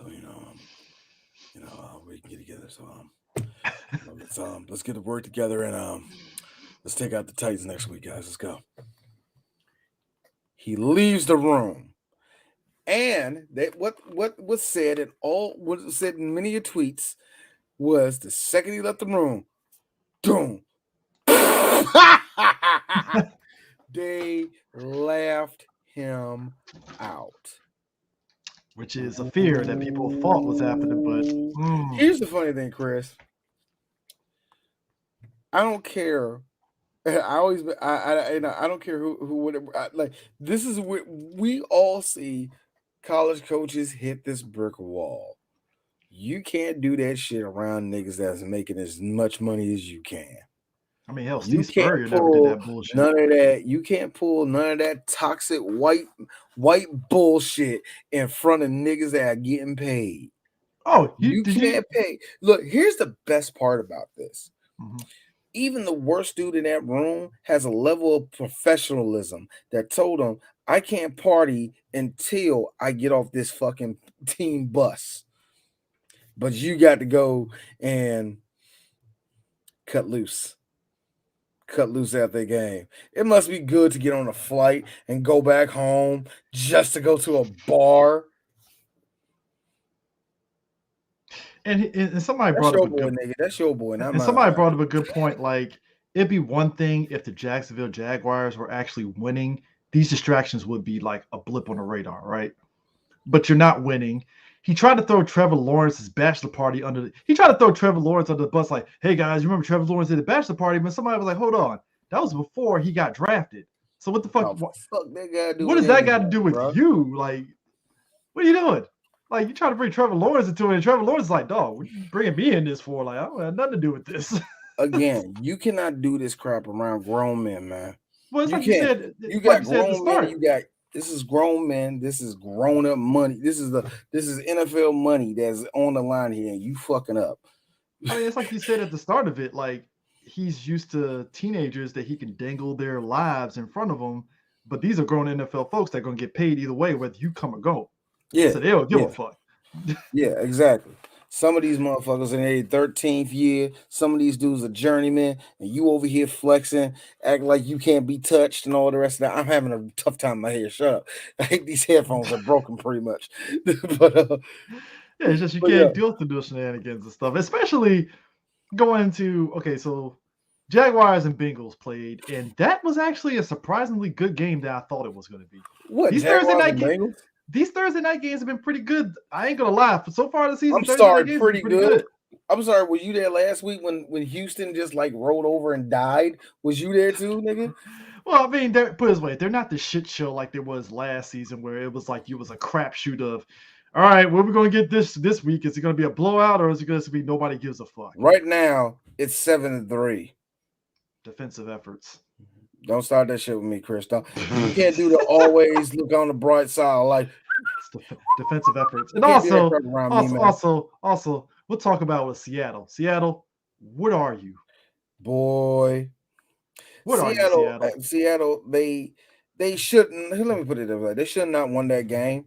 They should not. But here's the Trevor Lane coming in was like, show me just how ain't shit. Y'all trying to get Garoppolo. Y'all trying to get Garoppolo out of there. They were cheering. I see you. They were cheering, seeing the fact that he weren't going to get on that field. Y'all ain't shit. Garoppolo, and let's be real, if Garoppolo was playing, 49ers probably would have won. Probably would have won that game, but no, let's not even go there. No. Y'all, Back y'all, onto y'all, the Seahawks. Second, we think you're losing, y'all start winning. Chris, we're about to hit week 5, and I'm just going to guess off of what I'm seeing right now. Let me look at the stats. Not Stafford. Wilson got 1 touchdown, 1 interception. Metcalf. Let me look at the defense. Yada. One interception thrown by both sides. Wait a minute, y'all defense has actually woke up. Where did this come from? Exactly. It's not consistent. Where did this come from? Because here's the fun part, Chris. I'm just going to put this prediction out here, and I could be very wrong about this. By the fourth quarter, that's going to change up. We'll see. Because this is what this is just going off of what I'm saying. The Seahawks are going to say, let's turn off the dip switch, guys, and just come in there and play no defense, yeah. Can I talk about something, D? I know it's 4 games. I always say number 5 is with the test, right? I'm looking at the Chiefs. You're allowed to. I'm looking at the Chiefs. I feel they're relying too heavy on Mahomes to bail them out. Kind of like how Dallas was with Romo, where it feels like that, doesn't it? Because you shouldn't have been struggling. Like they shouldn't have been struggling against the Eagles. And I know any given Sunday and all that stuff. I'm like, it's the Eagles. No, not in this case. Because you know why? Because we've seen the same game 2 weeks in a row. Yeah, 2 weeks in a row. It's the same deal where it just like so the defense just does this much. The offense just doesn't be efficient until you know what? I hate to repeat. I hate to repeat people that said it before me, but yeah, when are you going to stop playing this in the huddle type of style of football, nigga? Yeah, because every time y'all get out there, y'all just rely on, all right, man, run as fast as you can. I'll tell you what. You can tell You can tell on the last 2 seasons that it's caught up with the Chiefs, young. That is really caught up with them. They can't do that against Dallas when they play them in a couple of weeks. This is going to be interesting. See, this is what's the funny thing. Like, you know what? Let's just because I don't want to talk about the Eagles. I really don't. And good for the Chiefs when that wasn't a victory to me with the Chiefs. That was just you got out of that. They in desperation. They needed that. The Chiefs needed the Chiefs needed that win more than the Eagles needed. Put it this way, Chris: they're not in desperation mode, but the way they play at the end of these football games, it feels like a team that don't know what they are, and they're just won. We won. Thank God. Oh shit! Oh my God! Oh, thank you. You know what I mean? Like, yo, I'm just saying, don't do that. Look, again, this is even as me as a Dallas mark. Don't do that against the Cowboys. Let's switch it over to the Cowboys. Here's the thing about the Cowboys. I am still questioning quite a few things with the Cowboys. Jalen Smith got cut. I'm now. Here's the main thing. Now, mature move. I hate to say this. That was a big dick move because to me he was still a little bit efficient, and some people have said that he was still doing his thing. Dan Quinn saw something that he didn't like. He saw something that he didn't like. Now, here's where, like you said, this is a big dick move. This is where the big dick move comes in. Or is that going to pay off? Are we just going to be in a situation where, damn, it would be nice if we had a dude on the inside like Jalen Smith that can hit him? Is it going to be that situation, or is it going to be he was slowing everybody up? This is where it gets funny. I can't tell right now. It's going to be interesting to see. I think some team is going to pick him up. Because it's not like put it this way. If you look at his numbers, he's been having a decent season, but it's been quiet. It's been quiet, and I get that part, the quietness of it, but it's like cut. Yeah. Ooh, why? But it was kind of interesting how Shannon Sharp was like, he understood. Because I think Shannon for the past 2 seasons has been harping on like, Jalen Smith is slowing down, and and Shannon was like, hey, I know you Cowboys fans don't want to hear this, but I'm seeing it. He's slowing up. And I don't want to wish that on him, but no. And here's the funny thing: when Shannon started harping about it, I think last year with that fucking season that we had, and I noticed it then, and I was like, he's right.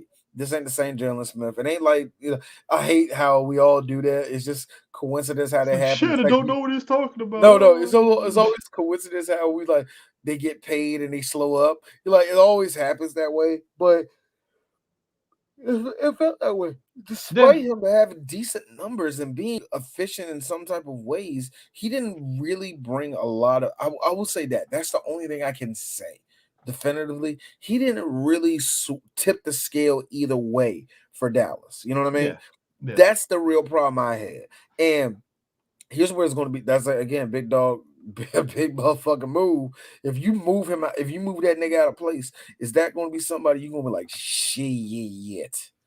Hopefully he doesn't get picked up by somebody in our division. We need his speed. We need his tackling ability. We need his covering ability. Is it going to be something where you're going to be like, if we kept Jaden, you know what I mean? Yeah, I mean, it freed up a lot of cap space, but it is what it is. But I think that's another one. If you're Jerry Jones, you're like, yeah, let's just move him out the way. We were going to get rid of him anyway. I mean, because he's only guaranteed. I think he's guaranteed like $7 million, so I'm pretty sure they're paying him, but they still get like $13 million in cap space, which is enough wiggle room to like maybe get somebody else if they want to and stuff. Yeah. It seems like that seemed like a just in case song type of thing. You know what I mean? Like if we're going to get rid of him, we're making sure we're going to keep enough space for somebody else, or to sign somebody or whatever have you. That also sounds like that type of thing. But this was a test for the Panthers, and Diggs made sure to put the punctuation on. Yeah, nigga, y'all ain't no. Like, yeah, I'm not saying this is like, oh, Panthers are in trouble. No, this was a test though that kind of. I will tell you this: two things. Sam Darnold is a different quarterback. What happens when you get Adam Gase out the fucking picture? It's like, oh, he's actually not bad. I think it's just the whole culture of the Jets. I think it's just the whole culture of the Jets. I think the team itself. I think here's the funny thing. I don't know the organization that well to know this, but I feel that none of the players believed in Sam as their quarterback. You know, it's just like, all right, just get us through this game. It felt like that. You know what I mean? Oh, you mean with the Jets? Yeah. When he was, yeah. He's in a whole different other situation in in Carolina where he could really actually blossom. Oh, breaking news from Darius Mina. What? J.S. Smith got signed to the Green Bay Packers. Good on him. That might work, and that might work for him. Out. That might actually work out for him. That might give him more time out there and all that. Good for them. Good for them. Good for them, man. Cool, I think that's a decent pickup. But then again, like I said, you move a nigga like that, onto a defense that can slow stuff up. And then again, does he know? Of course, they're going to sign him if they know the scheme and all that. But anyway, but the thing that I learned from that was, y'all need McCaffrey. Y'all need McCaffrey. And it's not because Sam Darnold was not a good quarterback. It's just that offense can't function without. I feel he really can't. He is a real big part of that offense. If McCaffrey was playing, I feel the score, because the score that happened, I did when the way the score was, I did question them taking Diggs out. Like, it was kind of scary at one point because I was like, hold up, Dallas, what are you doing? No. And I was like, okay, thank you. But like, that's one of those questionable calls. Like, why didn't you just keep Diggs in and keep the pressure on him? Because that's the one thing, and maybe that's just the coaching and stuff. But I'm like, I'm one of those people that you keep the foot on the team until you feel like, all right, let's pull back. We got the good lead. We can hold off. It's always a mixed bag. It matters how much fight is left, and it matters how much time is left to me. You know what I mean? If a team is going to be still fighting and it's like, dog, they're not going to win the game, it's okay to pull back. Not too hard, but pull back. Back. Don't I want to see a lot of zone. See a whole lot of zone in motherfucking prevent. I don't want to see too much. Because I was low key. Because I was kind of low key mad. Because again, I'm playing Dak in fantasy. I'm like, come on, Dak, score some more touchdowns. Let's run this fucking numbers up. And I'm like, what really made that look impressive with Dallas was a lot of people was questioning this, even me. That run game looks nice. The run game is one of the big. It was one of the big concerns I had. They look really good during that game. They're against keeping a buck, a decent ass defense. Decent run defense. Yeah, I ain't saying like they're a great, decent, good, solid defense. So they just had their way with that, man.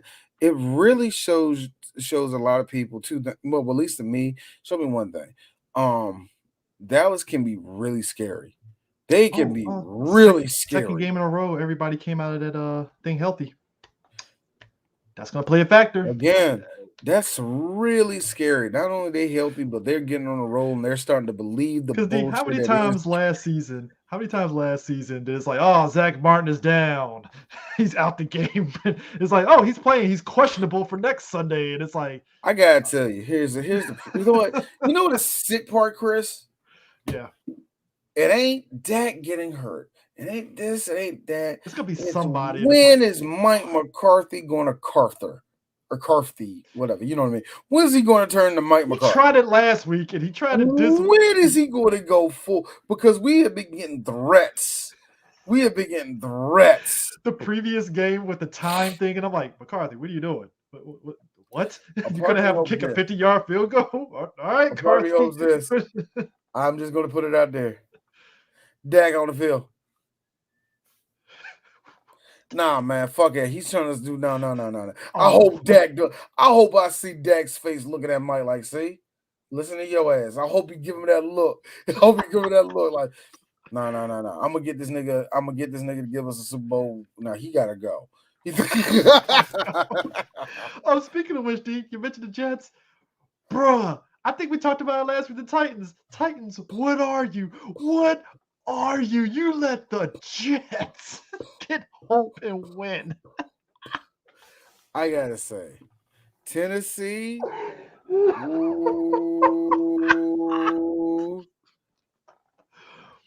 I thought the Jets were going to be the team not to win a game. I thought they were going to tank it. I thought they were going to tank. I thought they was going to back that tank up right into the driveway and make sure they didn't win a game this season. Nope. Nah, y'all broke that. Way to go, Tennessee. Of all teams, Tennessee. Y'all let Zach Wilson look like the greatest quarterback in existence. You know what? I'm going to say it because I know a lot of people are thinking this right now. No. The AFC South is shit. It's just shit. It's probably the worst one in football right now. The AFC South is worse than the NFC North to me because at least the NFC North is entertaining in their dumb assery. The AFC South, what are any of those teams? Jacksonville's 0-4, Indianapolis is 1-3, Houston's 1-3, and Tennessee's 2-2. Yeah. The NFC least ain't the least no more. The AFC North is competitive. It's the AFC East is shit. South. It is the AFC South. AFC East is shit too. Let's start there. No. Oh, you're not gonna say the Patriots rebuilding mode. Miami trying to find out who the fuck they are as a team. Buffalo supreme right now, and motherfucking at the team that could, the Jets. Oh, they're gonna tank anyway. They're Jets. So like they're fine.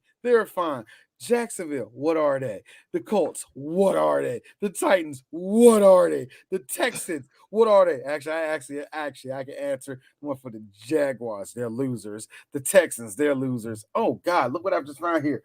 The Colts are losers, and the freaking Titans are losers. But the AFC West, the AFC West though is crazy. That's competitive as shit, and it's to the point to where if you're in the AFC South, you can't roll the dice on getting a wild card at this point. Even with them expanding the wild card, you're not. If you're one, like you can't skate in on a wild card anymore because there's too many competitive people that's chasing it, especially in AFC West. If the Raiders and Broncos say they keep a over 500 record, you can't just squeak in now because now the Broncos might have a shot.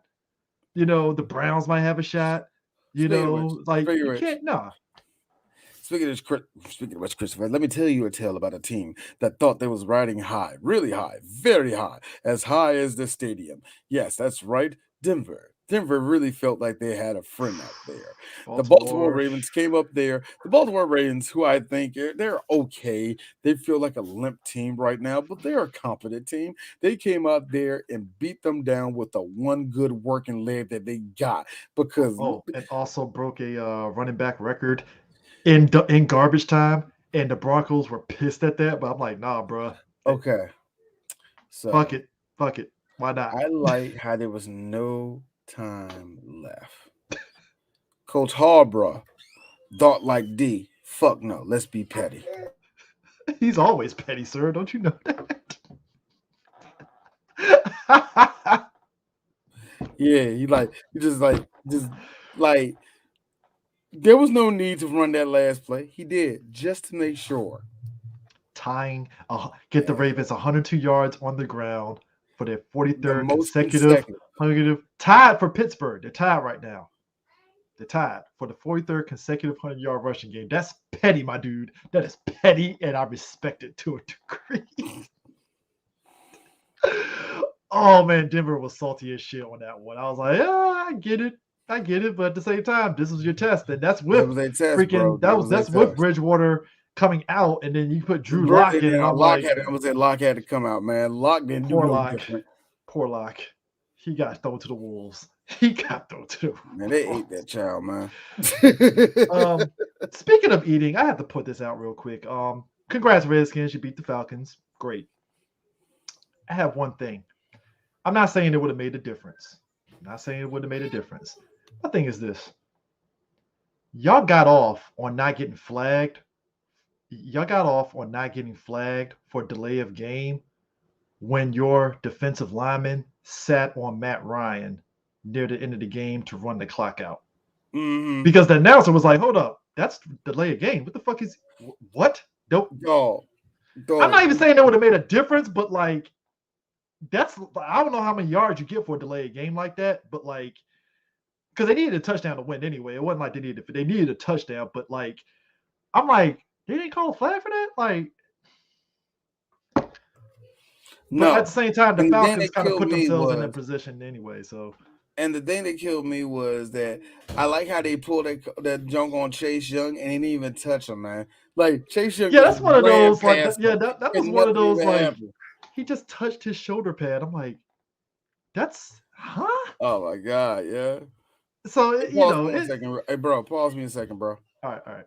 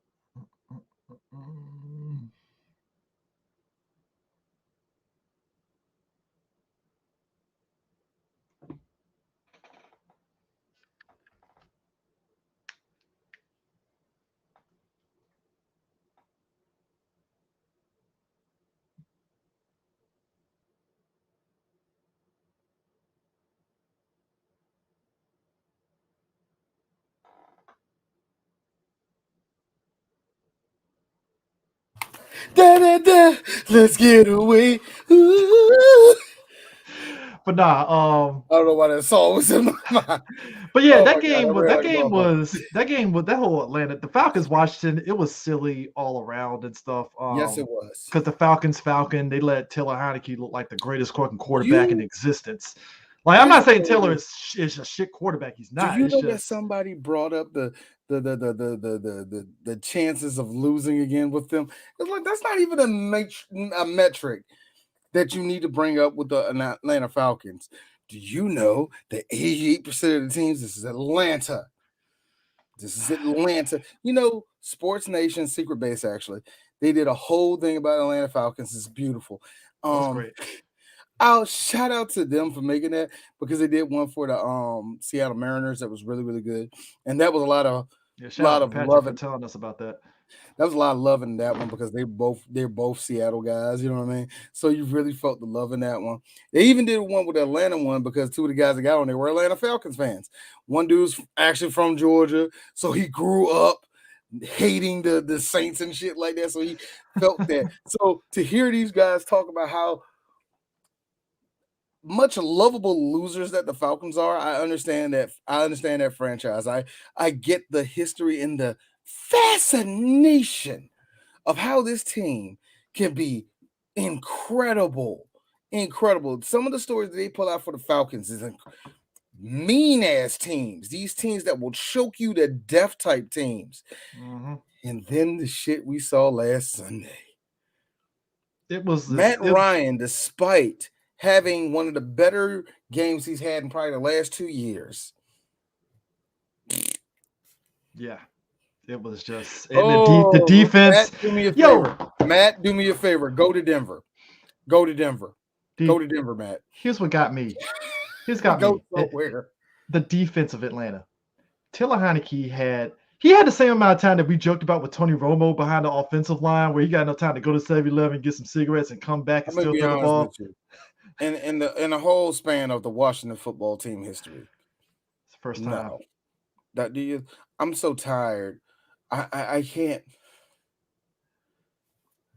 Their offensive line is not that great.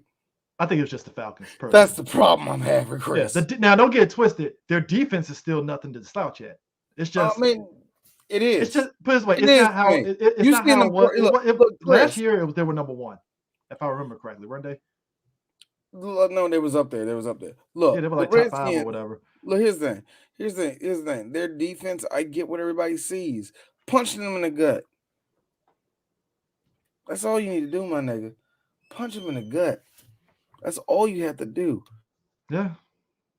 I mean, it's like I said, I don't knock it and stuff. Like I said, at this point, like I said, this NFL season has been so wacky, so I don't want to leave anything to chance and stuff. That's why I was like, I give it 5 games to see where everybody's at. But like, I don't know what look, put it this way. Because the Giants won, and I was just like, huh. The Giants should have won. First off, the Giants winning, I feel like that. I mean, they needed it, to be fair, but just that was such a type of win for the, because it's like I wanted the Saints to win because they came back to their own stadium. Were beat up, weren't they? Were they just plain beat up or something? What happened with the Saints? Something was wrong with them, man. I think the defense was just kind of beat up, and it's like Winston did okay, but I will give it up though. The one run, did you see that one that Tyson Hill did though, man? That one touchdown run, man, he was going through the middle like he was like Moose, man. Nigga, that was nice, wasn't it? Yeah. Yep. I mean, and the one undefeated team, Cardinals and Rams. It's not to say I expected the Cardinals to run over the Rams, but the way they did it, Jesus. You know what? It shot see, that's where a lot of people were. That's like that game to me was what I was waiting for the Rams to have. I wanted them to have a bad game so I could really judge where they were at as a squad. That's a division game too. And that was a division game, a big division game. Here's the thing. I'm not ready to bless the Cardinals yet either. I'm not. I need some more games. Look, man, Matthew Stafford wasn't having a great game. And somebody said Master Stafford was reverted back to his Detroit ways in that game. I'm like, well, you can't say that, man, because he was the only good thing on Detroit. That's like saying that he was the reason why they lost. He was the only reason why they won a game. Fair enough. Fair. That's fair. So, yeah. But I will say this: it really did feel like Matthew Stafford finally did kind of hit a bit of a wall. At least in these last couple of games, man, it really feel like it's not as. The pop is not there as we thought it was before. But again, I'm still trying to figure out what the Rams are really, because I'm not sold on them and they're having trouble right now in the game right now. But still, I'm just not sold on them. Despite them being very good and clearly very good, you know what I mean? But because the defense, it's like when Ramsey and them are on, it's great. And then when it's not on, it's like, huh. Mm-hmm. So the Browns beat the Vikings. That was a defensive effort, but man, the Vikings is like I don't know what they are. I know who they are. I feel that the Vikings' record is so unfair. It's just so, I mean, it could be better than what it is. It really could. I feel like it's so unfair. I feel like, yeah, I know you see 1-3, but They're not 1-3. They're just buffoons. They should be 2-2. You know what I mean? They really should be 2-2 if I'm gonna be real. They should be they should be 2-2. We all know that. That was the Vikings. Also, shout out to that was just a missed field goal of epic proportions that I just loved. Shout outs to freaking Baker Mayfield trying to do a high step, and that was like the most white boy high step ever. Oh man, I'm like, what was that, Baker? Man, I'm gonna say what a dude said on Twitter, man. He won't pull something trying to be black. I'm like, most people that high step, there's like a pep in their step. I was like, what was that? That was a good old unseasoned high step, man. I love that, man. It didn't go nowhere. I was like, you didn't even get any extra yards off that shit. Like, what was that? White boys. White boys. Chris McCaffrey could do it. Yeah, I know, right? He got some seasoning in him, so of course it's gonna work. I got to see. What I really got to see, which was amazing. Which was amazing to me when we got to see the tale of two quarterbacks. On one end, we got to see Aaron Rodgers, obviously not giving a shit, but doing what he does best, being an NFL quarterback, being a pure NFL quarterback. Then you have on the other side, Ben Roethlisberger. Yeah, sure, the knees ain't the way they used to. The arm is clearly not the same way it used to. His shoulder is clearly not the same thing it used to be. His eyes is not the same thing it used to be. But the mind, Christopher, his mind is still sharp, still loose, wet, rigid, always ready, like a bathroom stall. When is so now that the QB is out for a broken hip, when is Mike Tomlin going to put in Rudolph or Haskins? Because you're going to have to put one of them in there because at this point, Ben is old as fuck and he broke his hip. A part of me will say this. You got to put one of them in there. A part of me thinks whoever goes in, Pittsburgh kind of wins, but I feel like that's not going to last long. I leaned it on Rudolph, but if maybe Haskins. Maybe. I don't know. I only see Haskins in the preseason. He looked pretty good. In there, but you never know. Haskins this could be the second chapter that he's been waiting on. Could get the black QB. I'm pretty sure. Black QB agenda. I'm pretty sure his ass already put that on Facebook. The second chapter begins now. Some bullshit as he's doing this. Or doing some shit where he's like bending over like this, got the towel over his head. Many times in life, it comes to some Bible verse that really kind of don't got to do with this situation. Job 3:16 says Haskins is coming back. It's like Job. Look, that shows us that you and I went to a Christian school. We could just look at the book of the Bible, Acts. That don't sound right. I mean, that kind of fits, yeah. And then shit, we were like this, Ezekiel. That doesn't make any sense in context. What are you talking about? He was talking to that was a whole letter that was written to the church about. Well, you and I know that crap. So we're like, wait, hold up, that doesn't make any sense. I gotta go on my bookshelf and crack open a Bible that hasn't been cracked open for like 5 years. Don't you hate that? Like this is some old Christian kid. This is some church kid bull crap right here. John 16:49. No, because I remember it said something in the King James version. Hold on. Yeah. No, it was in John, nigga. See, I got. I have pulled that on folks that I don't know whether they just thought I was a heathen because of how I was talking or something like that, but I just pull it out just because I just remember it from school. Boy. And it throws people off. He's like, "How the hell did you know?" I was like, "I went to Christian school you know what? For years, so it's the one thing. What do you want me to say? The one thing I say this, man, I don't like visiting pastors because I always hit this move. Sorry, what? It's like, excuse me? Oh, it's gonna be one of them sermons. Oh. What, D? Jesus was not really concerned about this in that, right? The whole point about that he's preaching. Let me just shut the fuck up. I turn into Oprah, that Oprah meme where she's just looking concerned, like for me, it's just like Okay, look, like what he's about to bring up is the same old bullshit that a bunch of pastors do. They do this crap because they ain't got nothing else to talk about on Sunday. So what I'm about to, I hate those sermons. Those are the sermons I hate the most. Then when I was like, this is a forgiveness one. I bet we're gonna go to what's that? Like, I want y'all to go to Matthew with it. Yep. My worst fear before we continue on to one of the games, my worst fear as a kid, not fear, but I always thought as a kid, I was like, what happens when the pastor runs out of stuff? Because they're going to go through the whole Bible in their whole lifetime. What happens? And it's like, damn, they do I thought that too. I thought you literally had to go verse by verse by verse by verse. I thought that same thing like, too. how many subjects can you do? Thank you, Chris. Like, it's like how many subjects can you do as a pastor in your lifetime?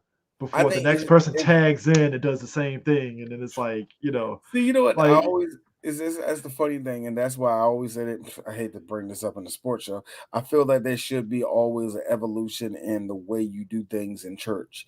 There needs to be something that's made for the next crowd. There's got to be something that's why there. The millennial pastors that try to get fit with kids. It's like, all right, not even so much the Gen X pastors. They got the seats and do a little flip around. All right, kids. Got the tattoo of the cross on their forearms because not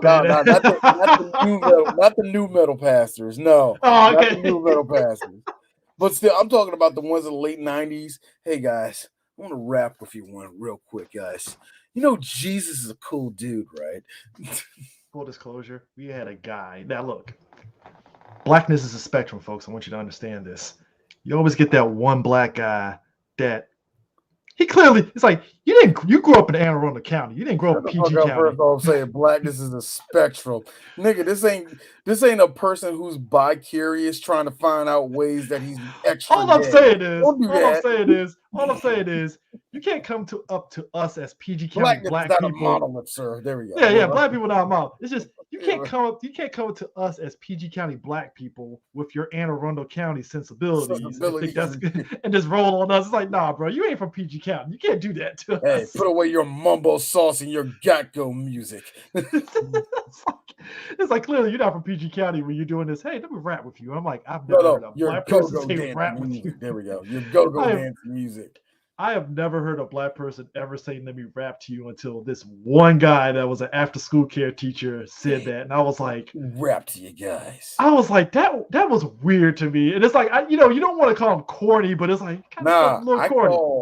I call, well, I don't know if these dudes, they're probably still around, but I used to call niggas who were like 40, that were like back in the late 90s, they were in their 40s, and they used the term "you dig." I used to hate them because it was like, you're doing that for no reason, bro. You were doing that for no reason, nigga. We don't know none of that shit, man. This ain't fucking Fuji's, nigga. We don't know. Don't get it twisted. Even beyond the corniness, they were the nicest people ever. To real talk, they were very nice people. It's just, it threw me off as a kid because, we're kids, we're hip to all this shit, and it's just, somebody really, they're who they are, and they try to let me rap to you, and I'm like, rap, like, nah. All right, I guess. Let me get this off my chest so we can move on. Almost every pastor's wife is toxic. Anyway, that's a band podcast special right there. They're on some level of toxic. Anyway, go ahead. Hey, my husband ain't dicking me down right. And it's like, whoa. Whether it be that one, whether it be the one that's like, so wait a minute, all the rumors come from you? Speaking of which, race. Why are you doing this? Speaking of which, I don't want to say it. So the Patriots-Bucks game was actually better than I thought it was going to be. Now, you could say it could be weather. You could say Tom Brady has shit on his mind, possibly. I think it was one of those situations where it could have went a different way. It really could have went a different way. I think it was just that type of night where it was a big game feeling, but the game itself was okay. I think the weather played a part to it because it was the weather. It was an ugly game. And it worked out for the Patriots because low key their defense is not bad. It's not bad. It's the one holding. There's the one saving grace they got, but you got a very green QB, and I think that was to their detriment during the game. Because if it was a better quarterback, the Patriots have been waxing the Bucks. But possibly. then again, this goes back to what I hear from a bunch of people, man. It goes into Belichick thinking that he can just plug anybody into a system and thinking that it can work. It falls on that same thing. You really saw that Mac Jones. He's not Tom Brady. He's not, bro. I wish Garoppolo stayed around because that probably would have been a good game. Like Garoppolo was Garoppolo had the nerve to be there in the middle of Tom Brady being Tom. In the middle of that shitstorm. Yeah, man. It ain't my fault that you. Brady did. People didn't want to admit it. I was like, Brady was the reason why he got traded. Real talk. Because I think he saw the writing on the wall that Garoppolo was going to be the next person up. And he wasn't trying to, and Brady was still holding on to that shit. It's like, get this dude off my team, not because he can take my job, but because this nigga's just gonna be wasting his time looking mad at me. You don't get to play. Fuck you, motherfucker. I hate you, Brady. I hate you. That's why you were QAnon. I'm not even with those guys. Why did everybody say I'm with QAnon? I'm not. Gave that shit-eating grin. How about that? I'm not even part of QAnon. You were Donald Trump. I didn't even vote the last 2 elections. God. Vote independent, all right? That's still bad. You're a part of the Illuminati. Look, guys, that was the first 5 years of my career in the NFL. I'm not that same person. Real talk. Like I think Brady would throw his wife under the bus. That's really my wife, all right? Tom Brady to me doesn't get enough credit for being a good person. But at the same time, I think he knows his image. Like a lot of people. Oh, dude, did you see that barbershop episode? The shop episode of HBO? He knows exactly what the fuck he's doing. Yeah, he knows the image. He knows his image. And that episode emphasized it greatly because when they were asking him all the hot questions, like, "Hey, so what do you think about people when they talk about you online and the Donald Trump stuff?" And he basically said what you said. He's like, "Yeah, I'm not really with the maker. I don't really give a shit about that. Like, it's whatever. I just played up. I played it up because everybody online, you know." Yeah.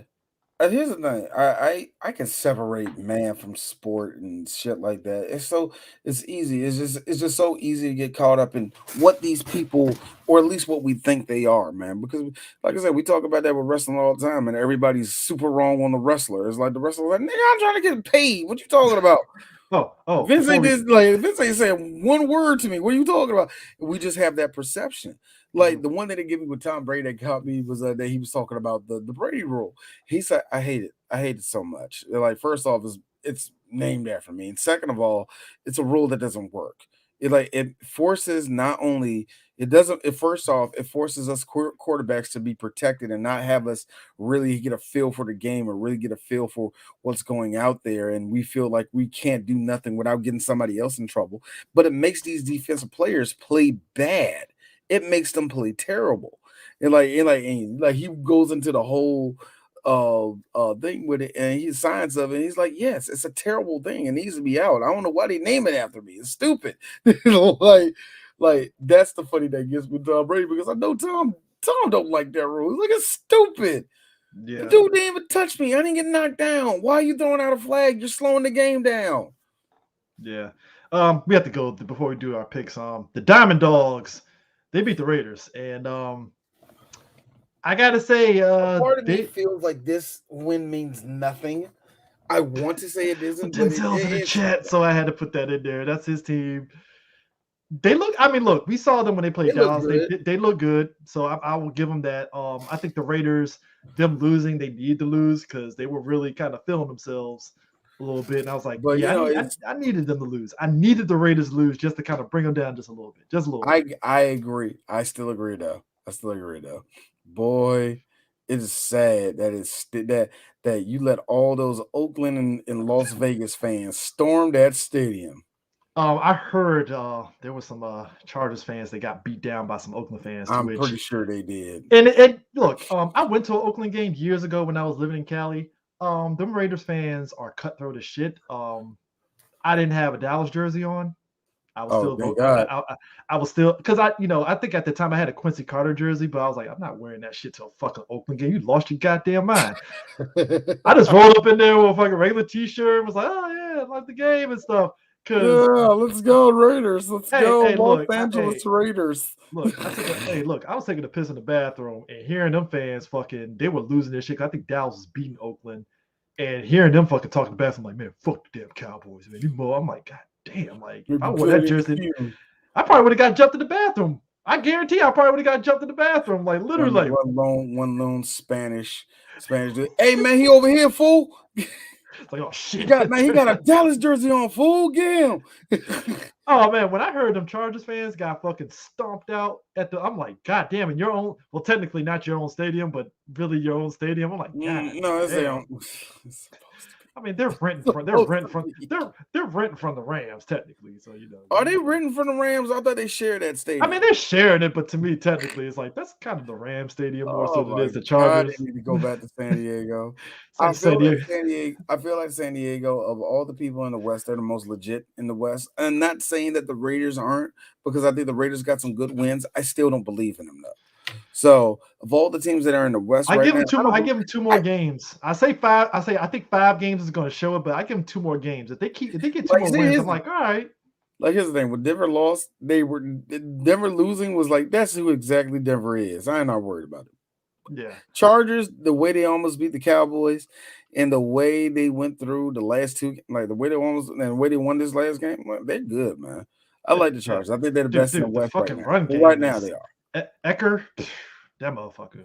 Like, I mean, look, Zeke is. I'm not saying it's one game, but I'm enjoying the fact, real quick, that Zeke, during the interviews and stuff, I guess it seems as though he's digging the fact that they get that 1-2 punch of him and Pollard, because like Zeke was emphasizing like his health and all that stuff, and I think.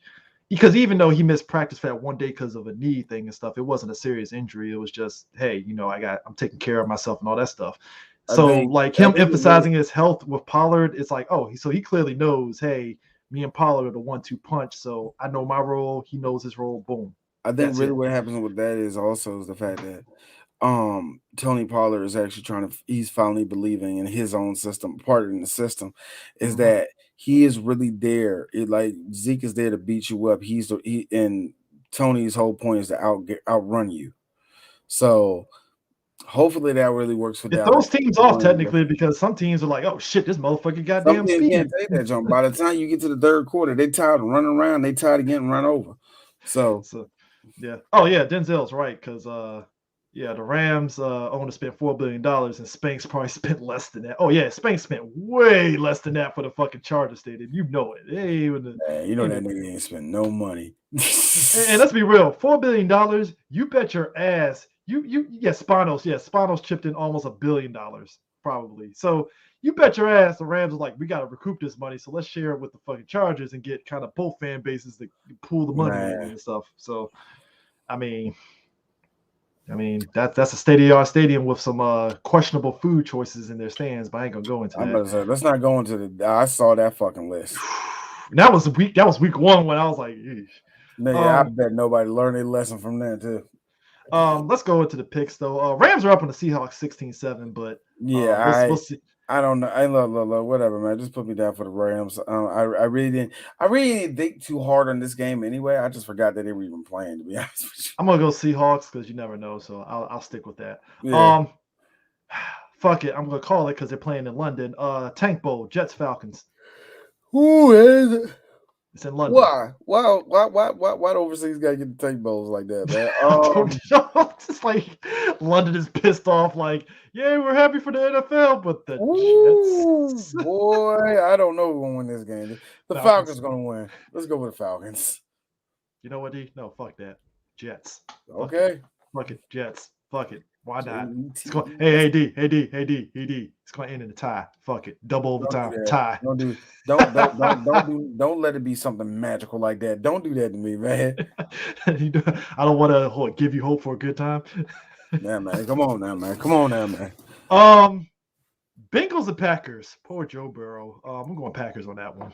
I think I'm not going to go this far as to say that they're going to have this magical season, because I don't think the Bengals are good, but they're going to want this win.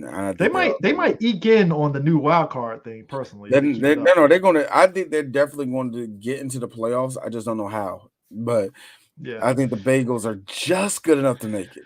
I don't think they're that great though. I want Packers. You got Packers? Bengals. Okay. That's another shit show. Lions Vikings. I'm going Vikings. This is an AFC North battle too. So going Vikings. Lions. And Lions are winless, so this could be desperation game for the Lions to get something. So I'm still going with Vikings. I'm sorry, what? They haven't won yet? Haven't won at all. 0-4. I don't think it's a tank yet for the Vikings. No, it's not a tank bowl because the Vikings aren't tanking yet. The Lions are clearly,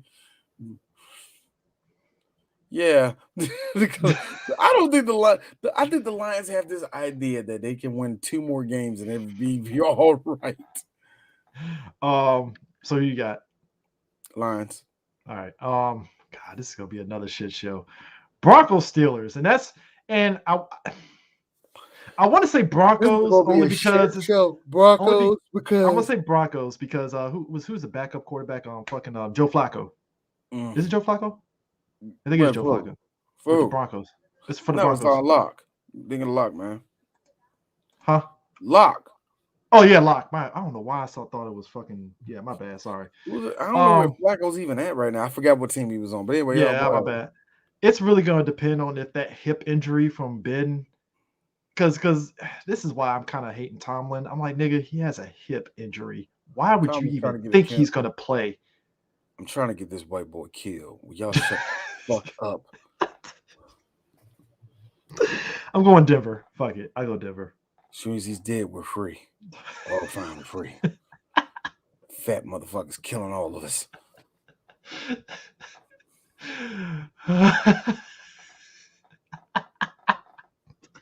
Dude, I think it's going to be the inverse opposite.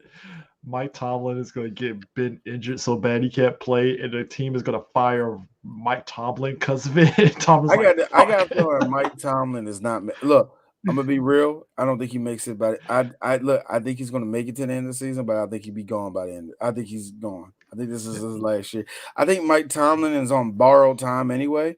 Being the coach with this team, but I think he's. Now, if the Steelers sneak into the playoffs, he extends himself another year. Don't do that. Don't do that. I need this dude to go on to a better life. You know what? I want him to be a college coach. Just leave, nigga.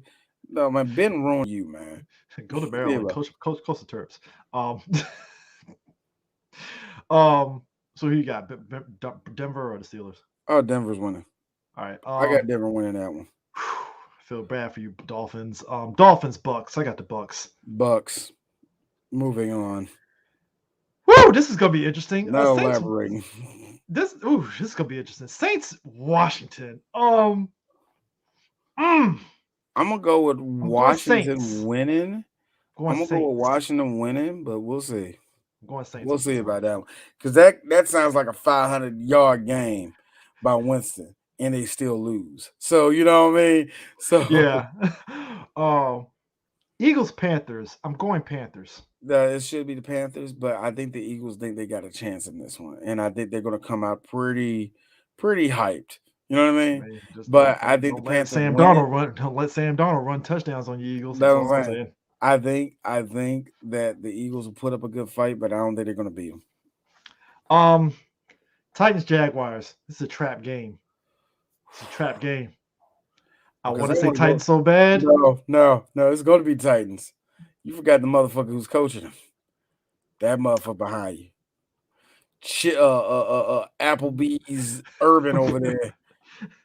That look like that place look like Applebee's to me. I know that's a bar. I know how bars look like. Shut the fuck up. But Urban looks like a Cracker Barrel type person. If you would have told me that was a Ruby Tuesdays, I would believe you. I would just believe you. If you would have told me that's a Copper Canyon, any of them places, and they just had mood lighting on, I would totally believe you. But whatever. No. I'm going Jaguars though. No. I don't know why you're going to go for Sadsonville. Sadsonville. I don't know what I haven't used Saxonville since Dallas mollywopped them, sir. That's retired at this point. I said Sadsonville, not Saxonville. Sad over there in Jacksonville. I feel this is going to be a shit show too. Pre-tank bowl. Patriots Texans. That's going to be an ugly game. Ooh, I'm going Patriots. That one. I'm going Patriots. I'm going with the Texans reluctantly. I don't think they can beat them, but I think it's. I'm going with Houston. All right. Bears Raiders. Now it's interesting. We didn't talk about this. Bears won this last week. And they Um, lost on Montgomery. yeah. He's out. And are they still going to start Justin Fields? Come on, Chicago. You like it, don't you? I mean, I will say this. They did a good job of finally utilizing Justin Fields as he should be and who used. they play this week? They play the Raiders. Yeah, Raiders taking this one. I'm going Bears on this one. Ooh, I got Vegas taking this one. I got Gruden doing some good old spider Y on these niggas.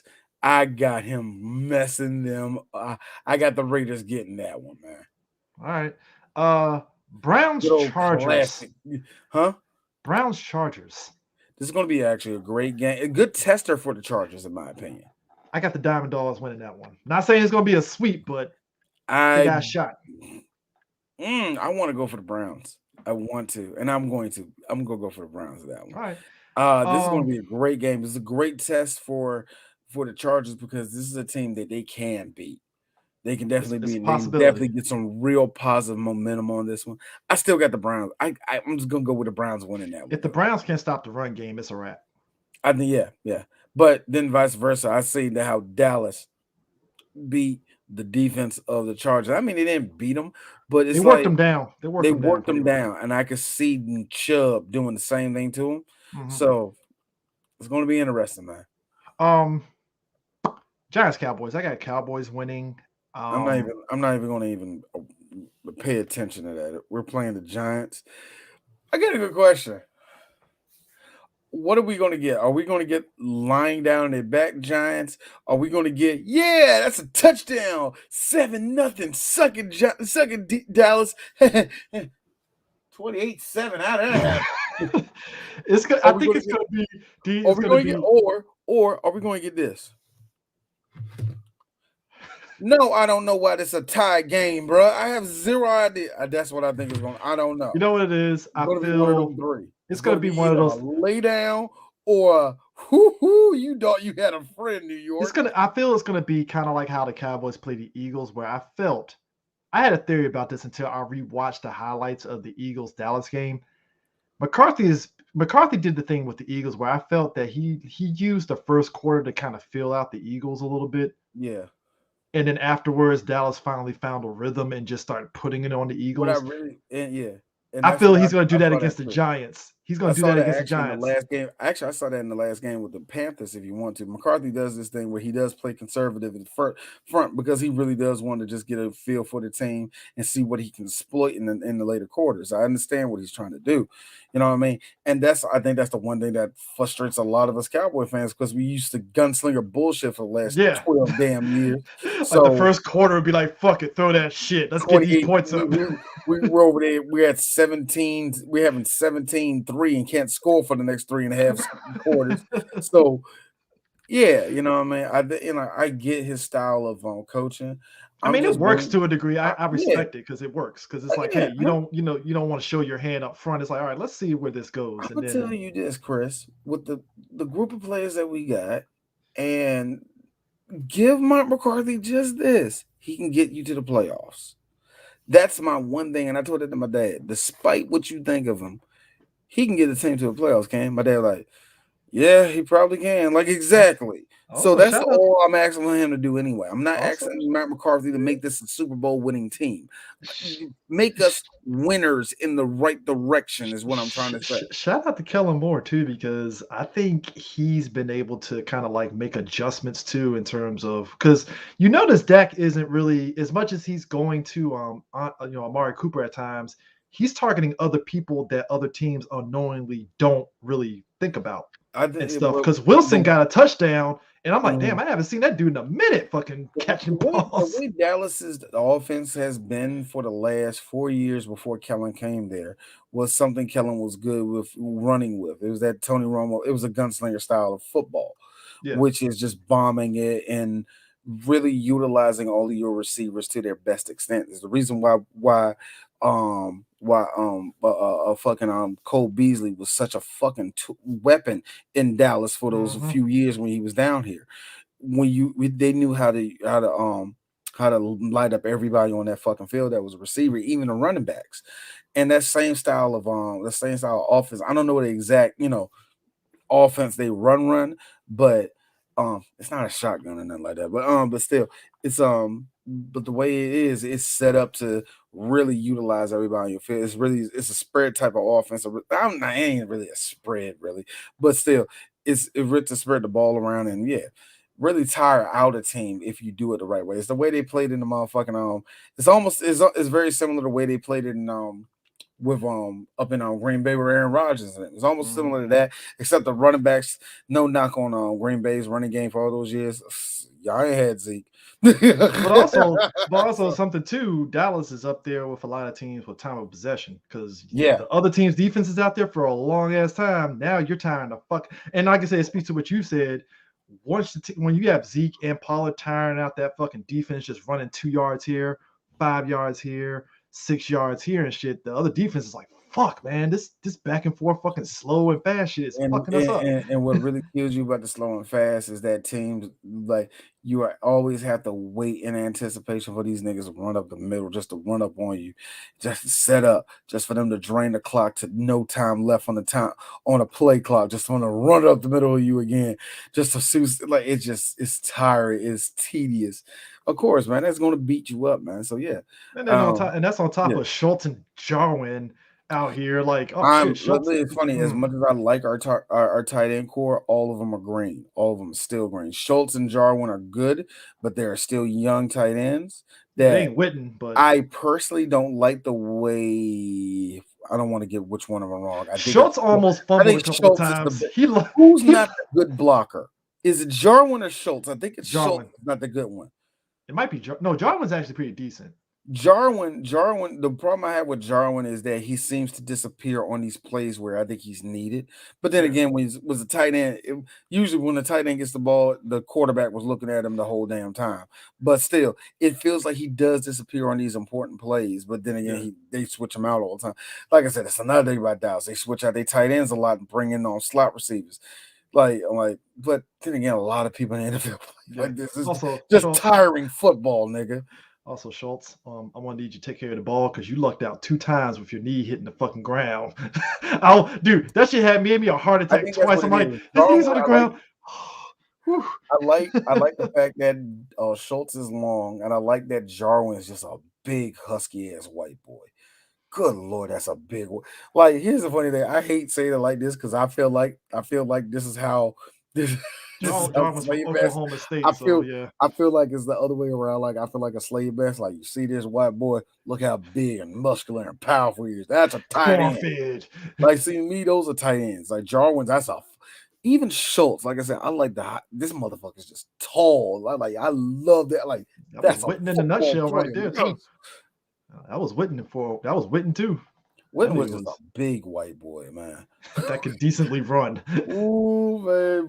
What scared me about Jason Witten and fucking Heath Miller was that the fact that these white boys was 280 and they ran upright like this, going fast. And then you get freaks of nature like Gronkowski that's like, dude, you're like fucking Bam from fucking Gronk a beast, bro. I done said so many. We all said shit about Gronk. Gronk a beast, bro. That nigga 6'6", 250 pounds, and would just run your ass over. Dude, real talk. There's only 4 things that he can do in life to me: fuck, eat, sleep, and play football. There is nothing else that I think Gronk can do. There's absolutely nothing else I think he can do. If he was worth a damn as a wrestler, he probably would have been in WWE still. Look, real talk. I know people like putting him in commercials. He's not good for commercials. Put a football in this nigga's hand. Actually, no. Real talk. Let me take that back. I will give Gronk that. He has real charm. He plays. He plays his stupid up very well. I give him that. Because he's the live action version of the stupid athlete trope in movies. He just plays it up. But here's the best thing about Gronk. I know this for a fact. In the huddle, everybody get there. All right, we're gonna fight. We're gonna do 5x 5 wide. All right, ready? All right, yeah. Break. Walks over to Gronk. Just block on this one. Down set. Gronk All right, we're going to split 2-5-6. Split 2-5-6. We're going to go on 5. Doing on 5. You got me, guys? Good. Great. Gronk. It's going to you. Like, all right. Gotcha. No. He's like, wait, straight. All right, got it. Here's the sick part. He yells straight. Gronk does because it's Gronk. Okay. You know what I'm saying? He runs the place. Here's the worst part. Everybody on the defense heard it.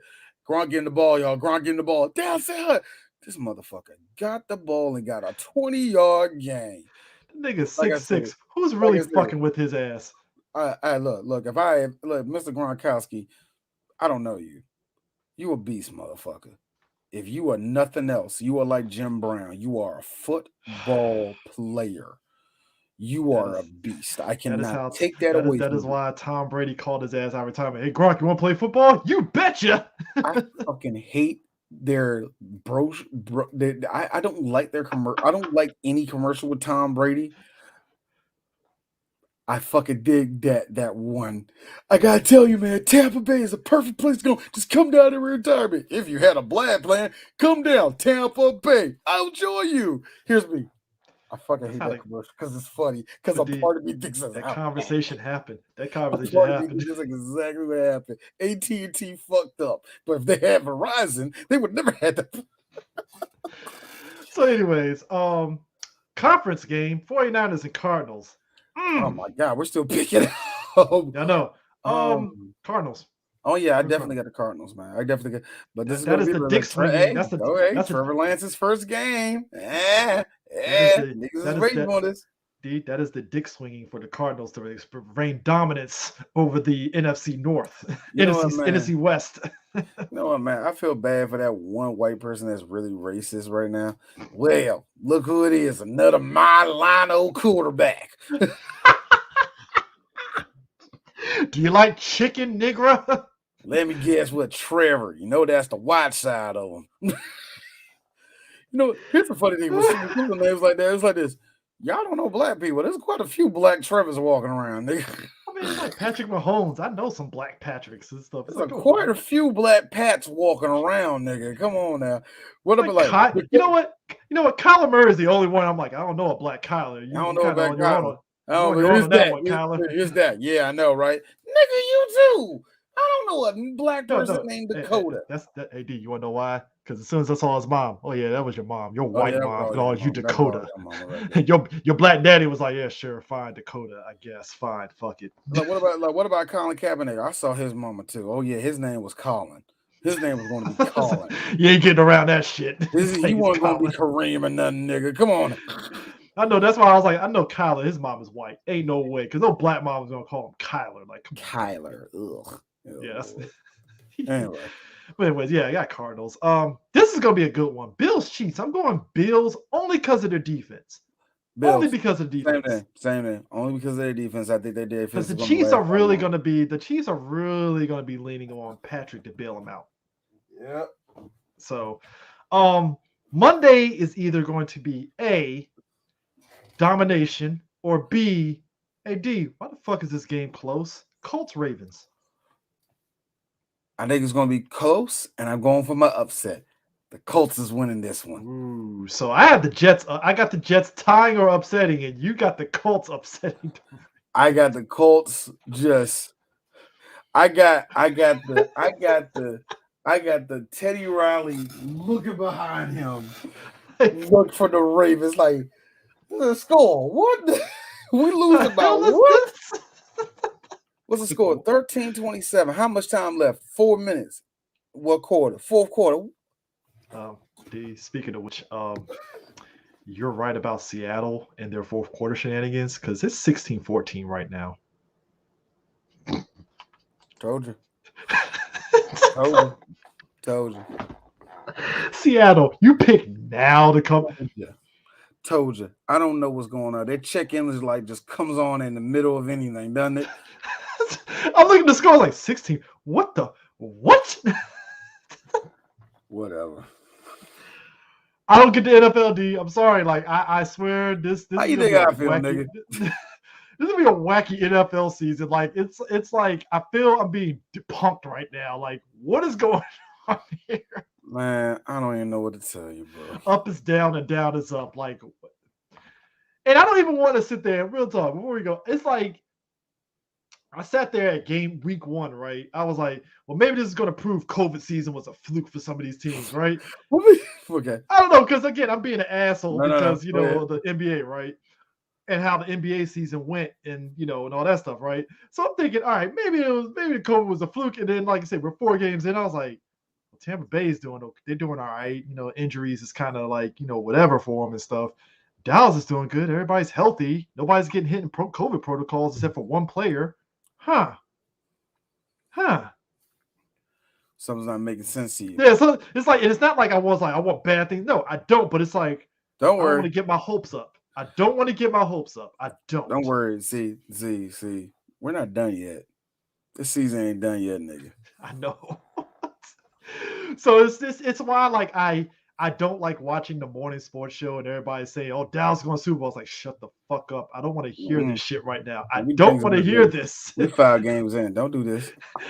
That's why I'd rather listen to freaking what's his face on God, I keep fucking missing his name, fucking up his name, missing his name.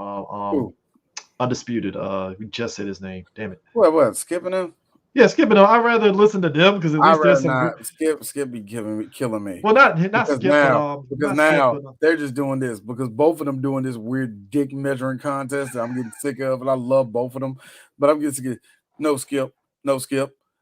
I give it 2 stars. Yeah, it's 2 stars. Let me tell you something. Why y'all only get 2 stars? Brady only gets 4 stars. Well, Shannon, I thought that was the most dominating performance. You won't believe that. That was the most dominating performance. I don't want to hear from neither of y'all. I'm tired. It's like that's why I listen to Shannon Sharp. He talks about the Cowboys. I'm like, good. I want to hear that from Shannon just to bring me down. I need to hear Shannon say something. Even though, God, I hate his arrogance about it sometimes. Like, yeah, y'all losing this game.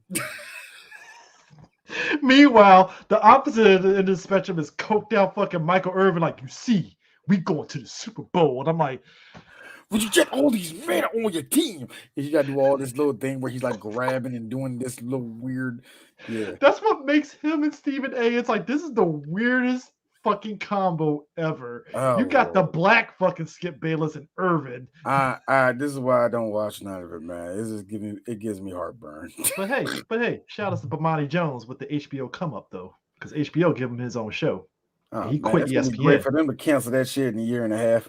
Shut up, D. I want the come up because I want ESPN to burn. Look, shut the fuck up. I want him to join Brian Gumbel. What are you talking about? Yeah. You know, and ESPN, meanwhile, they got to deal with I need that nigga to lose his show to gain a bigger. Meanwhile, Sage still got COVID, and everybody's like, oh. And the band keeps playing. Exactly. It's like, fuck. Yo, no, why you said this? Also, real talk. Every time I see the list, I'm ranked underneath Bomani Jones, and I need him to leave a little bit so I can get my 3 Black Geeks rank up with this shit.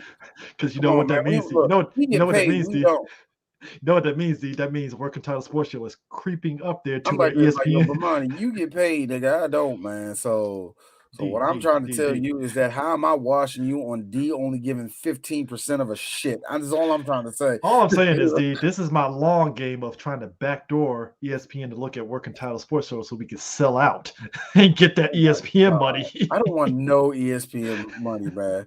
I want the ESPN money to sell out.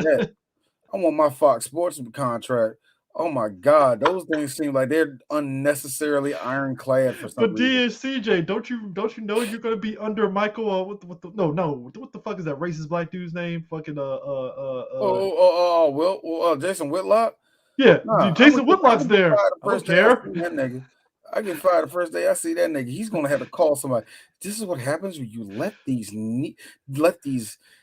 internet sensations. Well, D, before you do it, I gotta whisper in your ear, the check cleared. We're good. It's like, all right. No. I walk in there like, hello, gentlemen. Hello, gentlemen. Hey, Steve, how you doing? Breves and McDoubles, how you doing? What's that mean? I will insult that nigga every 5 seconds. Like, you tell me, Sambo, what I need to do.